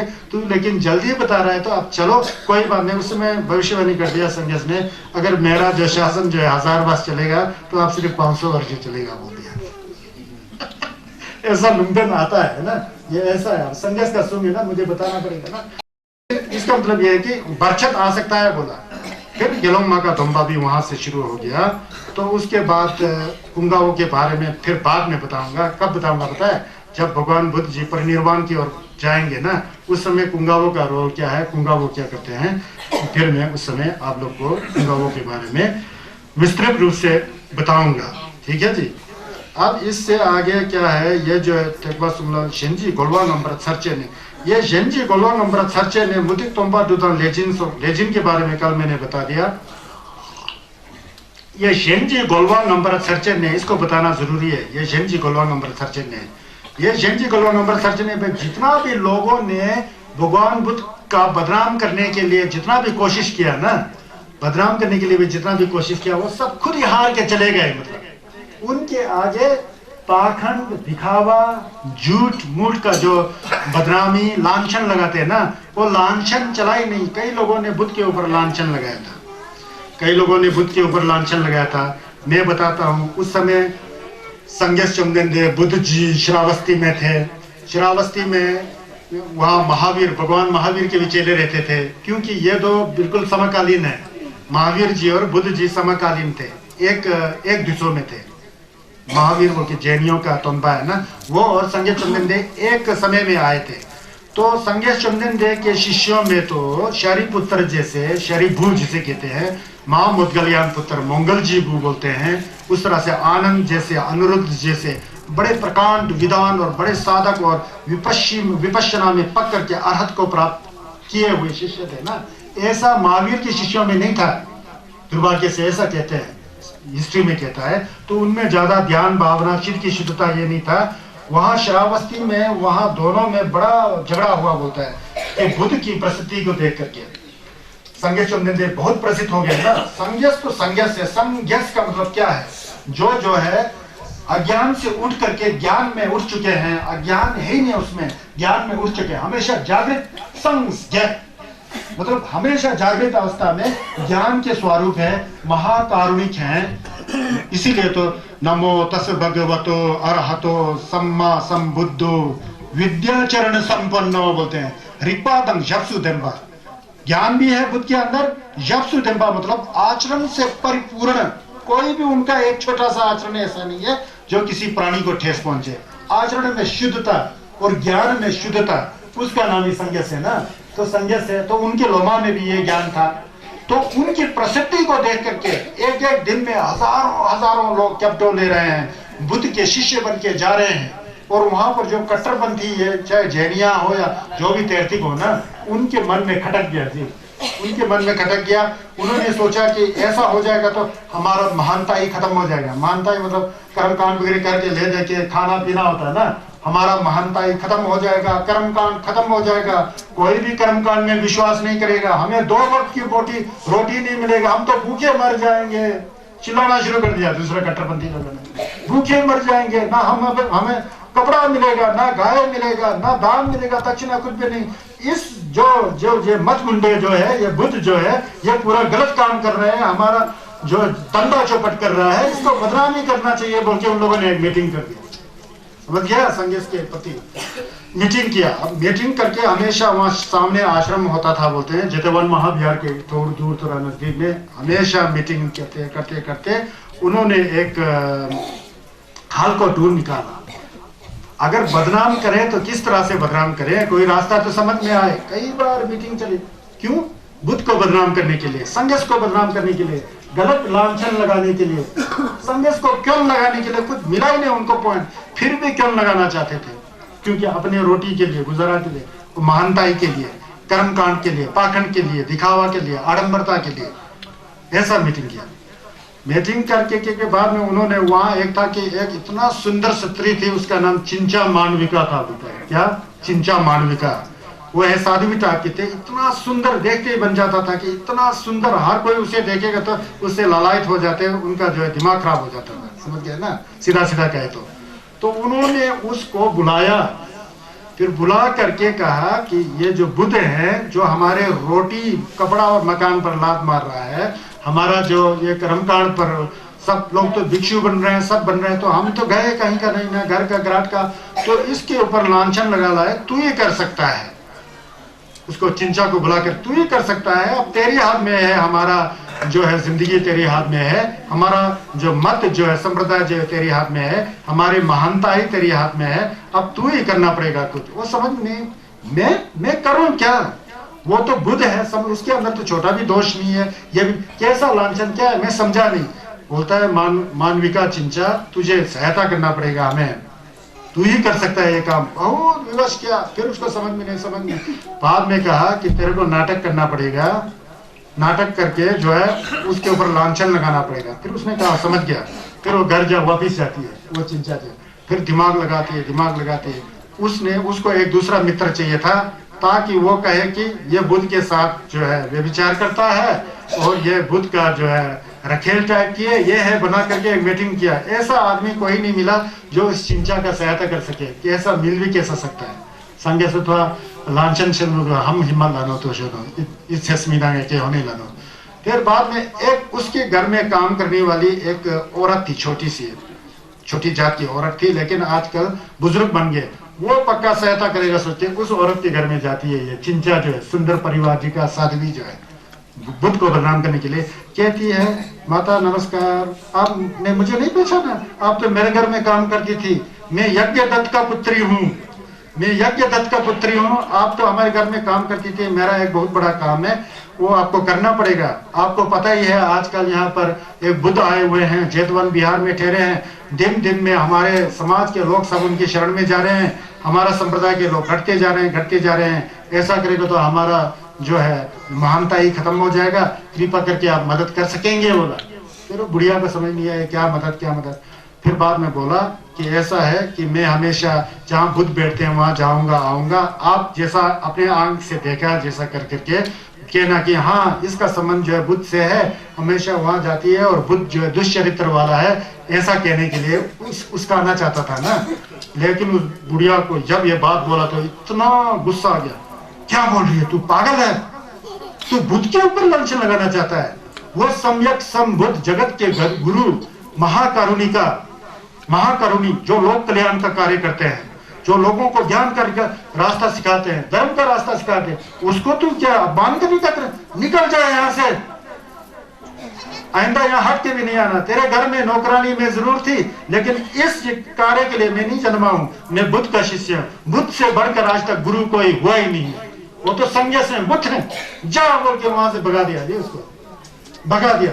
वो उस माता के अंदर बुद्ध के प्रति श्रद्धा था ना, कैसा काम कर सकता है, समझ गया ना? वो जेलस आ गया, ठडक बोलते हैं ना, ठडक, जेलसी आ गया, ईर्ष्या आ गया दूसरे लोगों को, दूसरे पंथ के लोगों को। फिर उसके बाद क्या करता है, अब खुद ही सोचती है, उसने सोचा, फिर उस दूसरे अपने जो मीटिंग किया हुआ जितना भी ब्राह्मण थे, साधु थे ना, जो गलत कट्टरपंथी बुद्ध को बदनाम करने वाले थे, उन्होंने बुलाया एक दिन, क्या हुआ, कुछ हुआ भी तो नहीं, कुछ चल रहा है काम बुद्ध को बदनाम करने का। फिर बोला मैंने बड़ा दिमाग लगाया, चल नहीं रहा, फिर भी कोई बात नहीं, मैं कोशिश करता हूँ कि दोबारा चली जाती है। फिर उसने कल से षड्यंत्र रचाना शुरू किया। क्या करती थी पता है, संगेश चमदेन दे गोमे से जिनकी कुंगारवा में छुंशी करने जाते थे, प्रवचन करने जाते थे, क्या वहां थे लोग, उनके दर्शन करके प्रवचन सुनने जाते थे और वापस आते थे ना।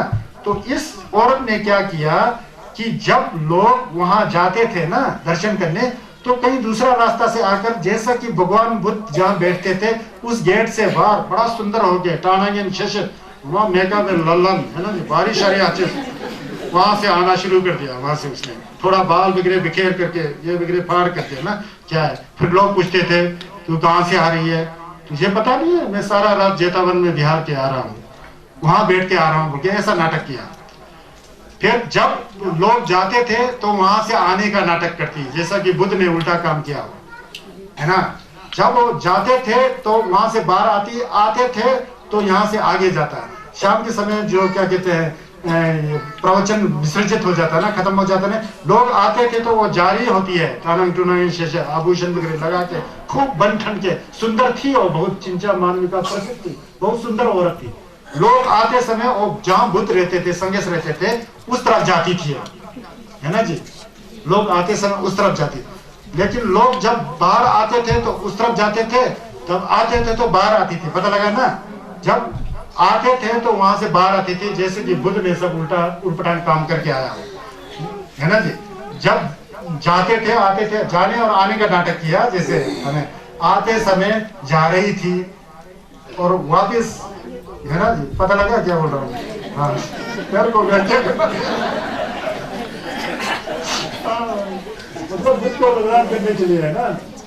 जाते समय वहां से बुद्ध ने उल्टा काम करके आती जैसी नाटक करती थी, आते समय फिर जा रही जैसी नाटक कर रही थी। ऐसा कई दिन चलता था। लोग पूछते थे आखिर तू अंदर कहाँ गया, अंदर तो भगवान विराजते हैं, उनके भिक्षु संघ है, गेलोंगी गेंदिन सब कैसे, तुम्हें क्या लेना देना, मैं जो भी करे करो, तुम लोग को क्या देना है। बड़ा ऐसा ही है ना, वो नाटक करके ऐसा करती थी।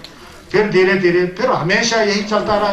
कई लोगों ने पूछा, 1 महीना बीत गया, 2 महीना बीत गया, कई लोगों ने पूछा। अब लोगों को थोड़ा संदेह लगना लग पड़ा, थोड़ा तोपा आ गया, कंफ्यूज क्या कहते हैं, डाउट हो गया, कहीं बुद्ध में ऐसा चरित्र तो नहीं है बोलकर ऐसा आ रहा है मन में लोगों को। बुद्ध ने छुआ तक भी नहीं ना, कैसा छुएंगे, भगवान है ना। लेकिन उस समय हाय रे हाय पाप ऐसा हो ही नहीं सकता। फिर वो मन से निकाल के छोड़ते थे लोग, फिर भी वो भ्रम पड़ जाता था कहीं ऐसा। 3 महीना जब बीतने को आया, उस औरत ने क्या किया बताया, कुछ कपड़े को गछाऊं का था परत, बेल्ट कपड़े को ऐसा करके, जैसा 3 महीना हो गया जैसा वैसा पेट बना के वहां से बाहर आना शुरू किया। ऐसा नाटक किया, 3 महीना हुआ। फिर वहां जाके ऐसा करके फिर 4-5 महीना उसको कपड़ा बांधते बड़ा करते गए। अब लोगों में तो इतना अफवाह फैल गया कि भगवान ऐसा हो ही नहीं सकता है। फिर भी क्या पता, इस दुनिया का क्या पता है क्या हो रहा है।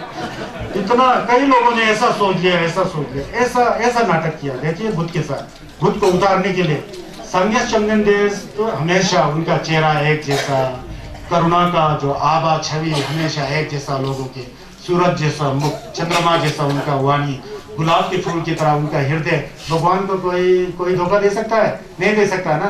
जब 9 महीने का होने की तरह हो गया, उसने यहाँ एक टोकरी बांध दिया, उसने ना टोकरी बांध दिया, तो उसके ऊपर कपड़ा लपेट करके इतना बड़ा पेड़ लगा करके पेड़ ले करके, जब श्रावस्ती के अंदर धर्म का प्रवचन कर रहे थे, बहुत सारे लोग गेलोंग थे, गेलोंग माँ थी, और वहाँ श्रावस्ती के बिरकिया लोग सब संगीत का छत सुन रहे थे।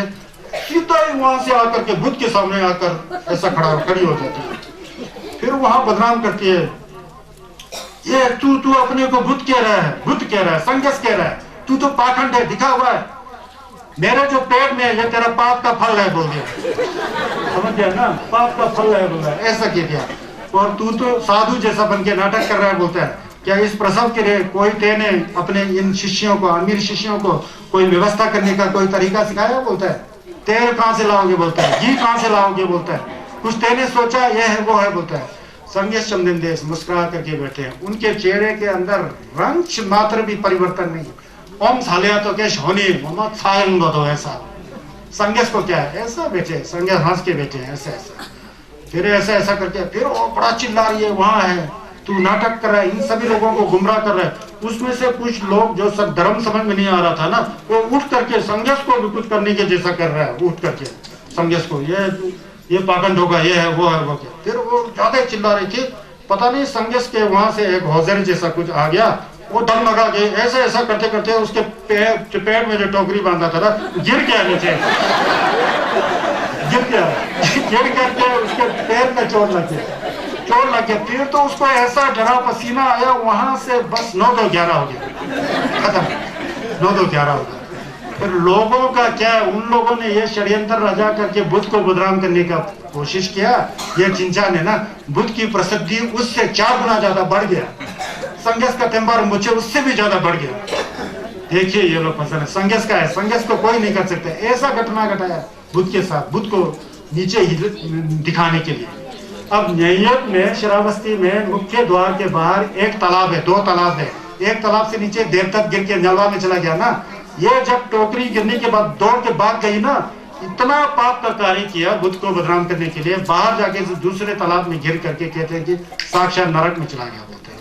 वो तालाब भी न्यायिक श्रावस्ती में आज तक भी जीवित है, आज तक भी वो तालाब देखने को मिलता है। पता नहीं तीर्थ यात्री लोग देखते कि नहीं है, व्याख्या करने वाला तो पक्का देखा। वहां चिंचा वहां गिर करके कीचड़ में धस करके मर गई। बुद्ध को ऐसा बदनाम किया, समझ गया कट्टरपंथियों ने। फिर उनका तो जीना ही हराम गया, वहां वहां से पता नहीं कहां भाग गए।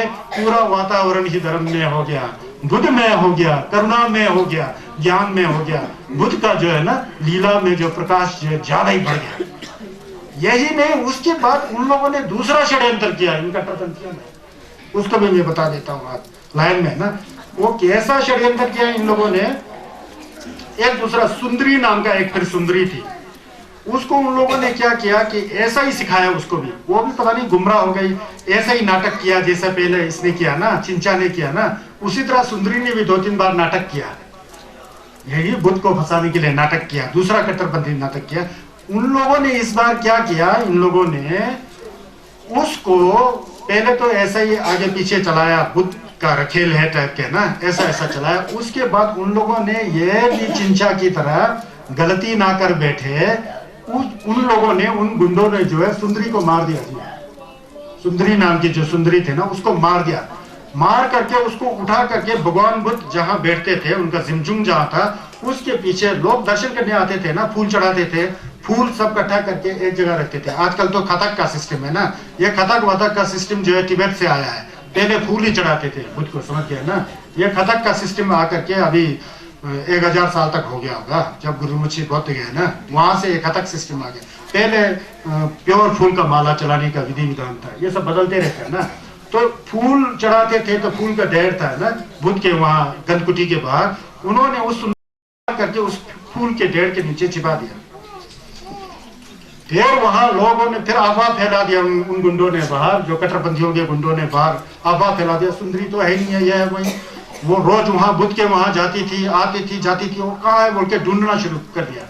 छुपाया उन लोगों ने लाश को। फिर देखो देखो देखो तो संगे चुंदे के जिमचुम के पीछे जहां फूल का ढेर था उसके अंदर लाश पड़ा हुआ है। फिर कहा ये देखो, फिर वो लोग जो विरोधी लोग थे ना, उन लोगों ने कहा कि देखो अब लोग बुद्ध बुद्ध बोल के मानते हैं, संगेश संगेश बोल के मानते हैं, इसका असली करतूत देखा, इसने अपना मौज मस्ती सब किया और उसके बाद मार करके फूल के ढेर के नीचे इसको छुपा के रखा, ऐसा बदनामी किया। फिर इस समय तो ज्यादा ही भगदड़ मच गया। कुछ विरोधी लोगों ने धुआंधार विरोध कर दिया बुद्ध का, विरोधी पक्ष लोग है ना बुद्ध के। फिर संगेश चंदनदेश में क्या फर्क पड़ता है, उन्होंने तो कुछ किया ही नहीं, उन्होंने तो कुछ किया नहीं। संगेश भला कुछ कर सकता है, ऐसा जो है घिनौनी हरकत कर सकता है, संगेश नहीं कर सकता ना। उन्होंने तो हाथ तक नहीं छुआ उस औरत को। फिर लोगों ने उनको बदनाम करने के लिए ऐसा किया। फिर वहां संगेश प्रवचन कर रहे थे, ये बातें बड़ा अफवाह चल गया पूरा श्रावस्ती नगर में, पूरा अफवाह। लेकिन संगेश कहते हैं सभी भिक्षु, कुंगाओ, आनंद, शारीभू, मंगल जी भू, ये सब माँ का शिव उपाली मेरे सब हैरान हो गए। बुद्ध अभी तो बदनाम हो जाएंगे, ये तो बड़ा उल्टा हो गया समझ के, ऐसा क्या। फिर संगेश कहते हैं, संगेश तो संगेश से उनको सब पता है, 1 सप्ताह तक रहो सब कुछ फैसला हो जाएगा। संगेश ऐसा बोला। ढूंढा चिक गोपदा यानी छंगमा हा बटोरे कैसा छंगमा, ये हफ्ता तो में 2 न्यूम से पता लगा, तो ऐसा भविष्य ने कर दिया ना। 1 सप्ताह 6 दिन बीत गया, वो गुंडे लोगों ने शराब पी लिया, बकना शुरू कर दिया। जो वहां गंगपुर बिहार में जो लड़की था ना, हमने मार करके बुद्ध को बदनाम करने के लिए फूल के नीचे डाल दिया। तो आपस में ऐसा बोलते हमसे। संगेश चंदेन देश का तंबा रिम्पोछे और भी बढ़ गया, और भी फैल गया। वो सब मुझे पास सब यंजी गोलवा नंबर सर्च ने मुझे तंबा दूधा ये बोल रहा हूँ मैं। ये है ना, इसके अंदर जो यंजी गोलवा नंबर सर्च सबको हरा दिया। ऐसा मुंह से नहीं हरा है, ऐसे ही अपना संगेश की जिद्द से, जिन्नत से सब हार गए। समझ गया ना, सब हार गए। पानी पी सकता हूं जी?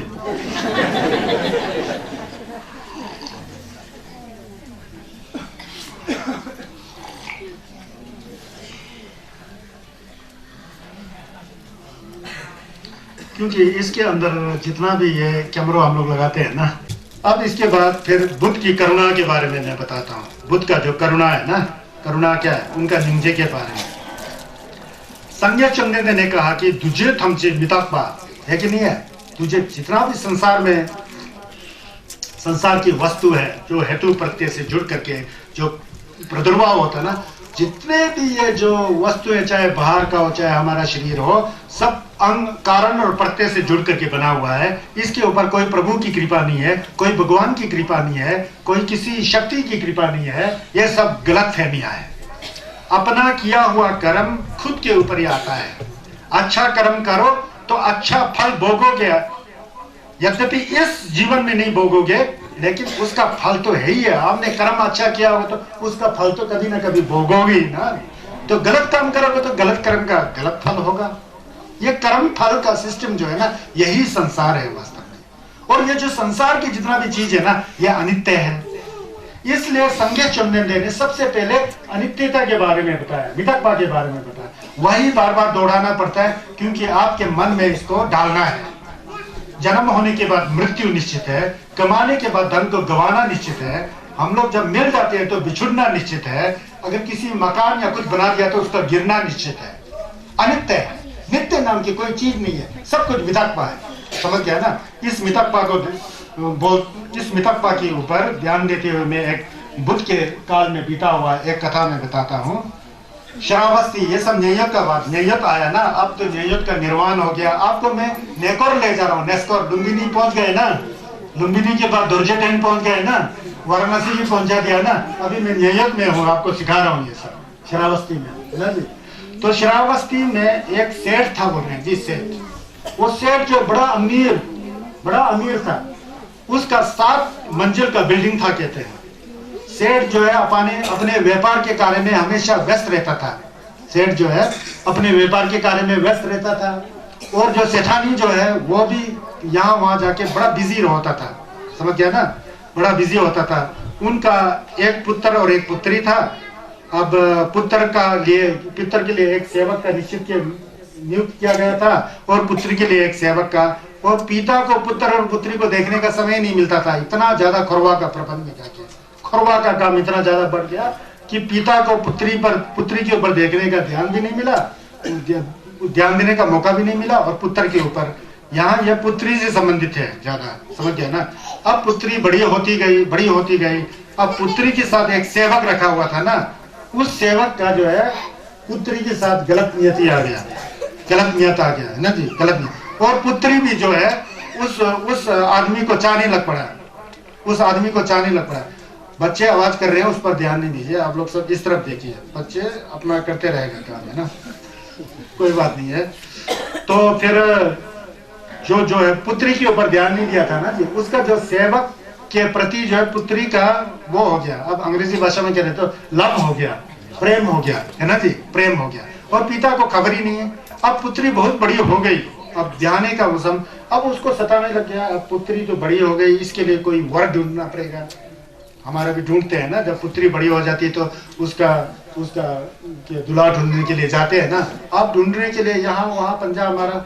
उसने देखा कि सामने उसका एक उसके खानदान की तरह एक सेठ का घर है, उस सेठ के पुत्र भी इकलौता है, धन दौलत से भरपूर है। वहाँ बात चलाने के लिए गया, मजो में शशत है ना, खुद भी गया था, हाँ खुद मीडियम लोग भेजे, तो वहां पर बताया कि ऐसा ऐसा पुत्री। वो लोग मान गए, मान करके पिता बड़ा खुश हो गया कि पुत्री का जो विवाह होगा अब बड़ा है, मेरा टेंशन खत्म होगा सोच के ना। वहां से वापस आ गए। उनको क्या पता था कि उनके सेवक जो पुत्री के देखभाल में रखा हुआ था वो आपस में ये सब गलत काम कर चुके हैं, पता ही नहीं। जब वापस आता है तो वो सेठ घर में आता है तो पुत्री को बुलाता है, पुत्री नीचे आओ नीचे आओ। पुत्री को ये कहा जी उसका तो मन सेवक के ऊपर जा चुका था, वो तो खुद दो मिल करके जो है जीवन बिताने का सोचा हुआ था। फिर पुत्री जो है नीचे नहीं आएगी। फिर उसने सोचा इसको शादी के बारे में पता लगा है इसलिए शर्मा रही है, चलो कोई बात नहीं कल बात कर लूंगा पुत्री से। ऐसा करके पिता सो गया। अब रातों रात इन दोनों ने, अब ये पिता तो हमारा जो है शादी जो है इस घर से कर रहा है और हम दोनों, मैं तुझे पसंद करता हूँ तू मुझे पसंद करता है, ऐसा चलता है ना बात। ऐसा कर कर करके रातों रात वो तो भाग गए जी। सुबह पिताजी ने सोचा कि आप पुत्री को बुला करके बता देता हूँ तेरे लिए वर मिला है, अब शादी होने वाला। जब जाकर के पुत्री के दरवाजा के पास जाता है, चिल्लाता है कि पुत्री बाहर आओ बाहर आओ, नहीं आती है नहीं आती है नहीं आती है। बाद में उसने दरवाजा तोड़कर अंदर देखा तो पुत्री है नहीं है, वो नौकर के साथ भागा हुआ है। समझ गया ना, नौकर के साथ चला गया, नहीं है वो पुत्री, चला गया। अब परेशान यहाँ, अब ढूंढा, नौकरों को भेजा, सेवकों को भेजा ढूंढने के लिए, कहीं मिला ही नहीं। अब क्या करना, अब दुखी माता पिता ऐसे ही बैठ गया। ये लड़की जो है उस सेवक के साथ भाग करके किसी अनजाने गांव में पहुंचती है। वहां पर छोटा मोटा काम करके, जैसा लेबर लूबर का काम करके वहां पर अपना जीवन निर्वाह किया। जो सेठ की लड़की एक राजमहल जैसे घर में बैठती थी, अपने कर्म के अनुसार जंगल में ऐसे ही झोंपड़ी में बैठ करके ऐसे ही काम करके अपना निर्वाह किया।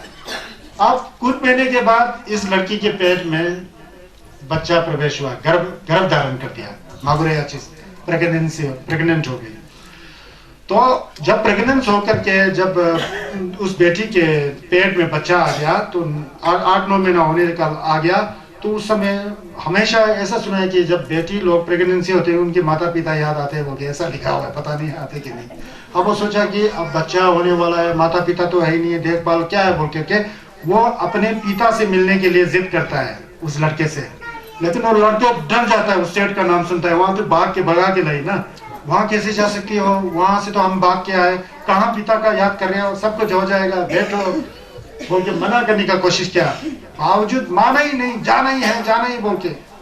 उस दिन पति कहीं बाहर लकड़ी लुकड़ी काटने बाहर गई हुई थी लड़का जो है, तो उस समय घर में ताला लगा के पड़ोसी को बोला कि कह देना मेरा पति आया था, मैं जा रहा हूँ अपने पीहर में पिता के घर में, अब बच्चे का जन्म होने वाला, तुम नहीं आओ तो नहीं आओ, मैं जा रहा हूँ, मुझे ऐसा संदेश छोड़ के चला गया। जब पति आ जाता तो वहां औरत नहीं है, उसके पेट में बच्चा है, उसको फिक्र हो गया, समझ गया ना, फिक्र हो गया। तो फिर क्या करे, भागा भागा पीछे भागा, काफी दूर जा करके उसने उसको कैच किया, उसको पकड़ा अपने औरत को, बोला कि पगली तू कैसे जा रही है, पेट में तो बच्चा है, अब वहां कैसे जा सकते हो, वहां से तो भाग के आ गया, वहां जाएंगे तो तेरे पिता मुझे साक्षात खा जाएगा, मैं तो नौकर हूँ, अब तूने मुझसे प्यार किया, मैंने तुझसे, ये हम दोनों के बीच की बात है, कुछ नहीं होता, बैठ जा बोल के उसने वापस लाने का कोशिश किया, फिर भी नहीं मान रही है, वहां बैठा, उस बीच में बच्चा पैदा हो गया होता है, ऐसे ही खुला वातावरण में पेट गुड़ के नीचे, वो सेठ का लड़की का, समझ गया ना, बच्चा पैदा हो गया। अब पैदा होने के बाद अब क्या जाना, उसको पीड़ा लगा, वो है सब, बच्चा तो पैदा हो गया, अब नहीं गया, दोनों वापस घर में आ गए, बैठा, बच्चे अब बड़े होने लग गया, 1-2 साल हो गया होगा, 2 साल का बच्चा हो गया, फिर दोबारा वो औरत प्रेग्नेंट हो गई। ये तो संसार का चक्कर है ना, दोबारा पेट में बच्चा। फिर इस समय तो उसकी मंशा बहुत ही ज्यादा हो गया कि मुझे माता पिता के पास जाकर ही पुत्र को जन्म देना है। तो फिर वे 6-7 महीने को आगे, उस समय भी जिद किया, नहीं माना, जिद किया, नहीं माना। इस बार वो बिना पड़ोसियों को बोले ही वहां से भाग गई। फिर वो कहीं काम पर गया होगा, बाद में वापस आया तो फिर नहीं, फिर वही हाल पहले की तरह ही। फिर गया जंगल में, फिर उसको पकड़ा औरत को, फिर वहां फिर कहा सुनी हो गया उन दोनों में, देखो बहुत गलती हो गया, तुझे भगा कर लाया, तू तो जिद कर रही है उस पिता के पास जाना, वहां जाएगा तो मेरे को मारेगा पीटेगा, कैसे जा सकती हो, तू भी कैसे जाओगी, शर्म नहीं आती है, तू चुपचाप यहीं बैठ, पहले की तरह हो जाएगा बोल के बड़ा जिद किया। इतने में इतना ज्यादा तूफान आया, आंधी आया, बारिश हुआ, पेट में बच्चा है, एक 2 साल का लड़का साथ में, 2 साल का लड़का साथ में, पेट में दूसरा बच्चा, और इतना आंधी आ रही है, बारिश हो रही है, इतना ठंडा मौसम है, अब खुला आसमान के नीचे, अब उसको पीड़ा होने लग पड़ा, प्रसव का पीड़ा ना, उस लड़की को, औरत को, सेठ की लड़की को प्रसव का पीड़ा, करे तो क्या करे, अब वो बोलता है अपने पति से आग जलाओ, कुछ करो, इतना भी नहीं कर सकते, डांटना शुरू कर दिया। अब पति के पास कुल्हाड़ी था, वो कुल्हाड़ी लेके जंगल में चला गया लकड़ी लाने, जंगल में गया तो लकड़ी काट रहा था, बड़ी बारिश हो रही थी, फिर वहां एक बाम्बी है, एक नाली जैसा, वहां से उसने जाड़ी काट रहा था, उस बाम्बी के अंदर एक सांप रहता था, विषैला सांप रहता था, जैसे उसने लकड़ी पर प्रहार किया, सांप निकला, उससे डस लिया और मर गया वहां, समझ गया ना, ये बुद्ध काली की कथा है, वो मर गया। फिर बाद में रात को फिर वो वापस नहीं आ रहा है, वहां औरत पेट में बच्चे के साथ, एक 2 साल का लड़का, बारिश हो रहा है, आंधी आ रहा है, इतना दुख में है, इतना दुखी है कि उसका क्या बताएं, दुखी है। तो इसमें जो है रात को उसी बारिश और आंधी के बीच में दूसरा बच्चा पैदा हो गया, पता नहीं कैसा, इतना बारिश के अंदर दूसरा बच्चा पैदा हो गया, और पैदा होने के बाद देखा जो पति तो आ ही नहीं रहा, कहाँ गया, इतना परेशान, इतना चिंता में फंस गई कि क्या करें।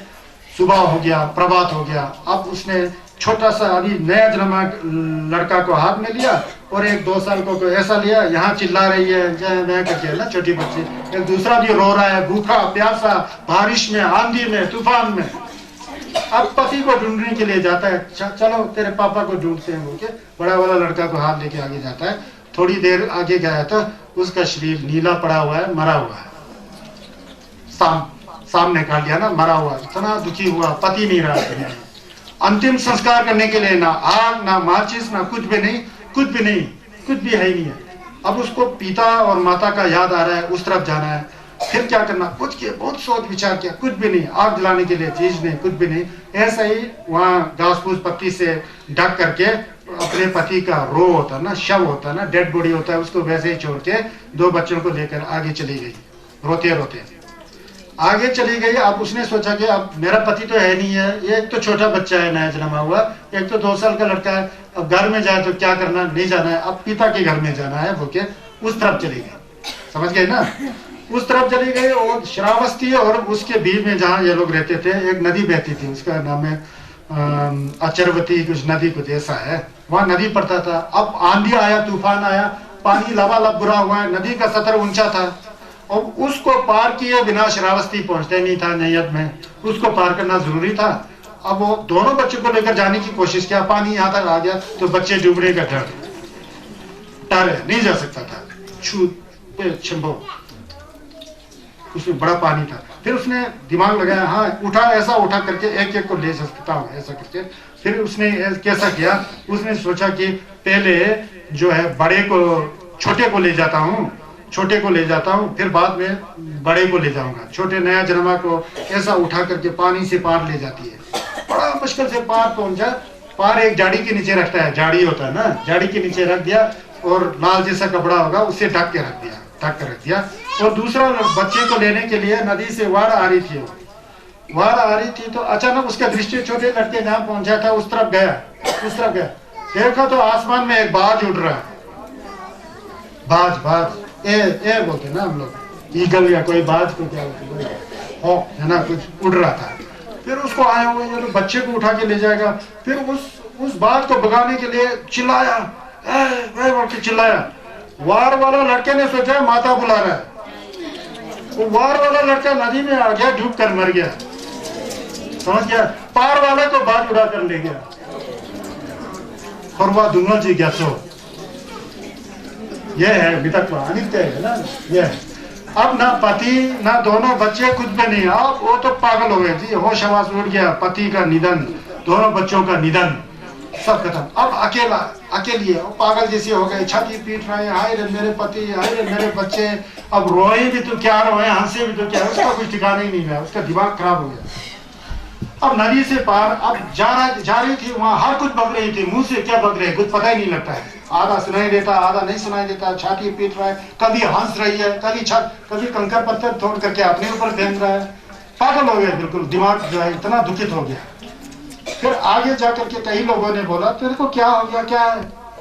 वो हंसती है, ओ मेरा पति भी चली गई, बच्चे भी चली गई है, फिर छाती पीटती है, फिर बाल को बिखेर करके ऐसा रोती है कि उसको देख करके सब लोग दुखी हो जाते थे।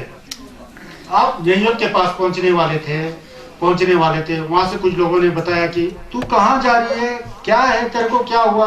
फिर उसने बताया कि मेरे ऐसे ऐसा था, मेरा पति गुजर गया, बच्चे गुजर गए, ये है वो है, इतना यह हूँ। बोलते कहाँ जा रही है तुम? मैं अपने पिता के घर जा रहा हूँ, बोला। उस आदमी ने पूछा ना, तुम्हारा पिता क्या श्रावस्ती का है? हाँ बोला। फिर उसने बताया फलाना फलाना सेठ का मैं लड़की हूँ, बोलता है। उसको पता लग गया वो लड़की भागी हुई है कुछ साल पहले, वो न्यूयॉर्क का आदमी था ना, कुछ लड़के के साथ भागी, वो ढूंढ रहा था नहीं। फिर उसने बताया कि अच्छा फलाना इस सेठ की लड़की हो? हाँ जी, मेरे पिता ठीक है, माता ठीक है, भाई ठीक है, बोल के ऐसा पूछा। फिर उसने बोला क्या बताऊं बेटी, क्या बताऊं, बोल के वो भी रोना शुरू कर दिया। बोला कि कल परसों बहुत ज्यादा बारिश हुआ ना, बोलता है कल परसों बहुत ज्यादा बारिश हुआ ना, उस समय तुम्हारा पिता का घर जो है गिर गया, उसमें तुम्हारा पिता भी मर गया, माता भी मर गया, भाई भी मर गया, देखो पार वहां धुआं निकल रहा है ना, बोलता है उन तीनों का लाश जो है एक जगह जल रहा है, देख। बोला वहां पति की मृत्यु, बच्चे की मृत्यु, माता पिता जिससे मिलने जाना था उनकी मृत्यु, एक भाई था वो मृत्यु, घर गिर करके सब खत्म, स्वाहा। फिर तो क्या कहना, उसने अपने शरीर को नोच करके उसने अपने कपड़े वगैरह सब फाड़ करके सब फेंक दिया। उसको इतना भी होश नहीं आया कि वो बिल्कुल नंगी है, बिल्कुल नंगी दौड़ती थी। श्रावस्ती में तमाशा बन गया था, कोई लोग उसको देख के मजा लेते थे, कोई लोग दुखी हो जाते थे। होता ही है ना, पागल को देख के कोई मजा लेता है, कोई दुखी हो जाता। उसका दुख का ठिकाना था ही नहीं। इतना महीनों तक यहाँ वहां टहलती चिल्लाती जाती थे, कोई उसके ऊपर ध्यान भी दे तो सुनने वाली नहीं।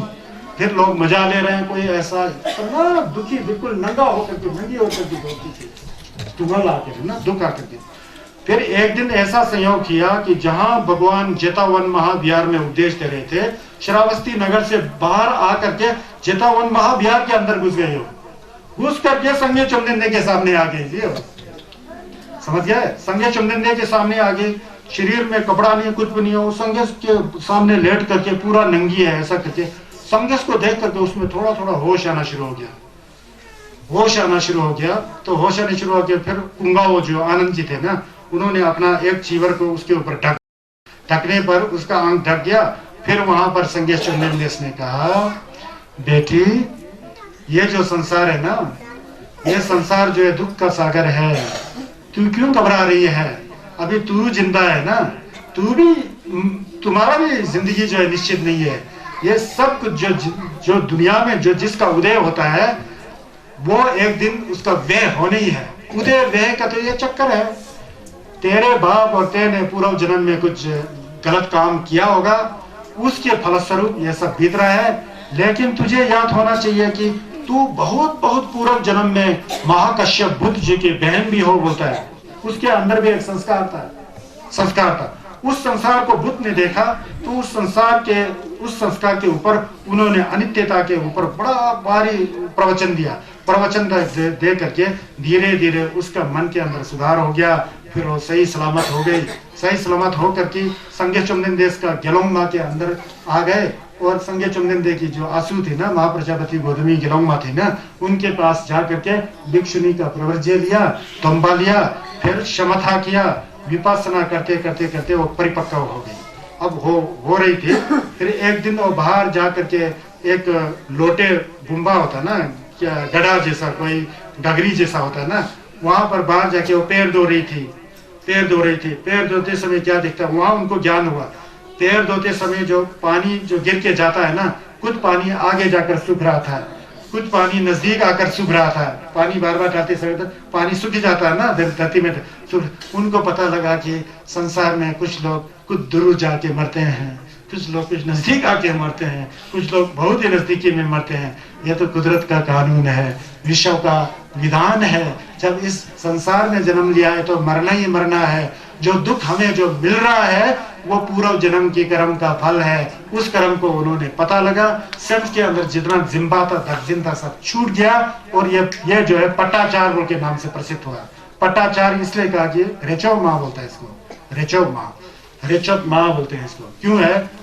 आनंद जी ने उनको एक कपड़े फेंक के लाया था ना, नंगी अवस्था में, पट मतलब कपड़े को से ढक लिया है, और पटाचार नाम की गेलोंगमा से प्रसिद्ध होकर के बाद में कई लोगों का, कई गेलोंगमा खासकर औरत लोगों का बड़ा कल्याण करके ये आगे चल जाती है। इसी से आप अनुमान लगा सकते हैं कि संगेश चंदन देश का क्या तरीका था अच्छा सिखाने का। समझ गए ना? ये मितक्वा ऐसा है, ये मितक्वा ऐसा है, इसको बोलना जरूरी था। तो यह है, 1.5 घंटा हो चुका है ना। आज मैं जल्दी छोड़ता हूँ आप लोग को, ठीक है? छोड़ोगे नहीं छोड़ू? पन्ना कैसे जी, छोड़ोगे नहीं छोड़ू?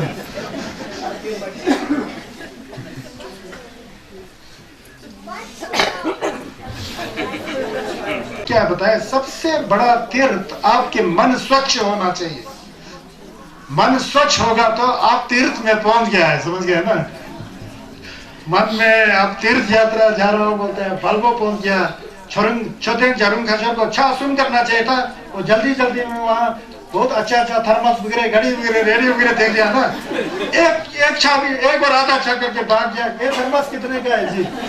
ये घंटा सा इसको बता के वो क्या बताया, एक बार संगे चंदन दे गलबे कब से नालंदा जा रहे थे।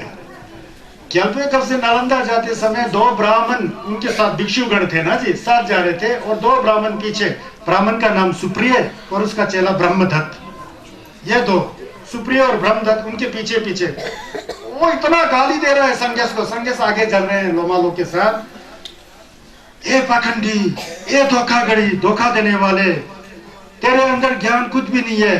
ए मत मुंडे, तू लोगों को लूटता है, धोखा देता है, क्या है ये सब, क्या मचा के रखा है, ये है, वो है, दंगा है, फलाना है। इतना गाली दे रहा है बुद्ध को। संगेश आगे चल रहे हैं लोमा के साथ। ये सुप्रिय और ब्रह्मदत्त पीछे, संगेश के पीछे गाली को। अब संगेश और उनका लोमा जितना भी था शांत, इतना शांति होके जा रहे हैं, इतना शांत से जा रहे हैं। ये पीछे 2 सफेद कपड़ा पहनने वाला ब्राह्मण जो है इतना जटा लेकर के, दाढ़ी उड़ी लेकर के इतना गाली दे रहा है संगेश को।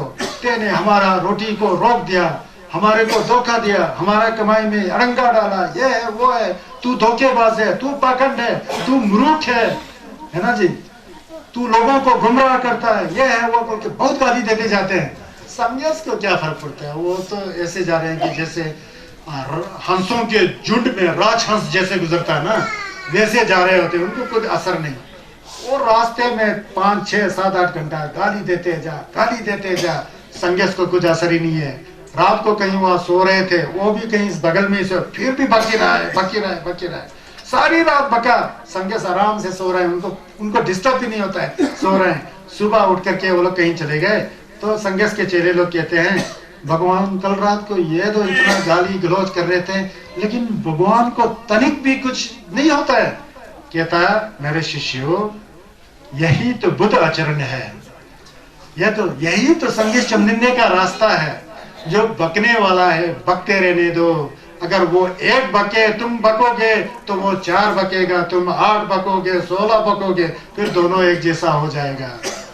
तो बुद्ध का गुण में बिना कसूर के, बेकसूर से जो कोई बकता है उसको बकने दो, बाद में खुद ही शांत हो जाता है। ओके, मुस्कुरा करके इस पर छस देते हैं। मधुर बोला करो, जो कठोर बोलता भी है उसके प्रति मधुर बोलो, अपने मन को शांत रखो। यही बुद्ध की चरित्र है, यह संगेश का टेम्पा है। मैं आप सभी लोगों को कहता हूँ ना, स्वचित परियोद अपन्नम, अपने चित्त को परिशुद्ध करना ही मेरे उपदेश का उद्देश्य है। जब चित्त परिशुद्ध हो जाता है तो वो व्यक्ति कभी भी दूसरों को डिस्टर्ब नहीं करता है और शांति का वातावरण हो जाता है।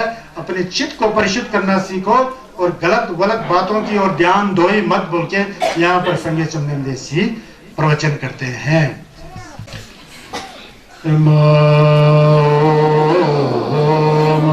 samjena vatayeva yeso java tujhe jemboda yanda chema tujhe thonamra samje jamse pame khojeba teje mantra padu ne bai deva chenje shade shingande daje dine simba jormata deva shinge karma chabaro tero dine nande jatonsho ide dage malam tabadi shote sande jamsen tamche je yeme jobra chinje atoso tabya bhavanza jiya bhava bodhana eso desum shebe jarva tamje je mawa ganga chadama vale dashi yeme zava de gunjam sambo chajera dhamaraji chamba baba jidra chimbara kundo sambo deyange jimpe tela kunje jeso daloje deva deda tamje ratomo sangye koso nebe jinladam chine mitra dembe jinladam yende meje dumbe jinladam jidra mama kaparisho sunam deye tamje zebani hane nebe dhanam panjene chega naze bala topai sebe tola dola devarasho janjo semjo rego manje bana jejarje jeva napane bane umme kondo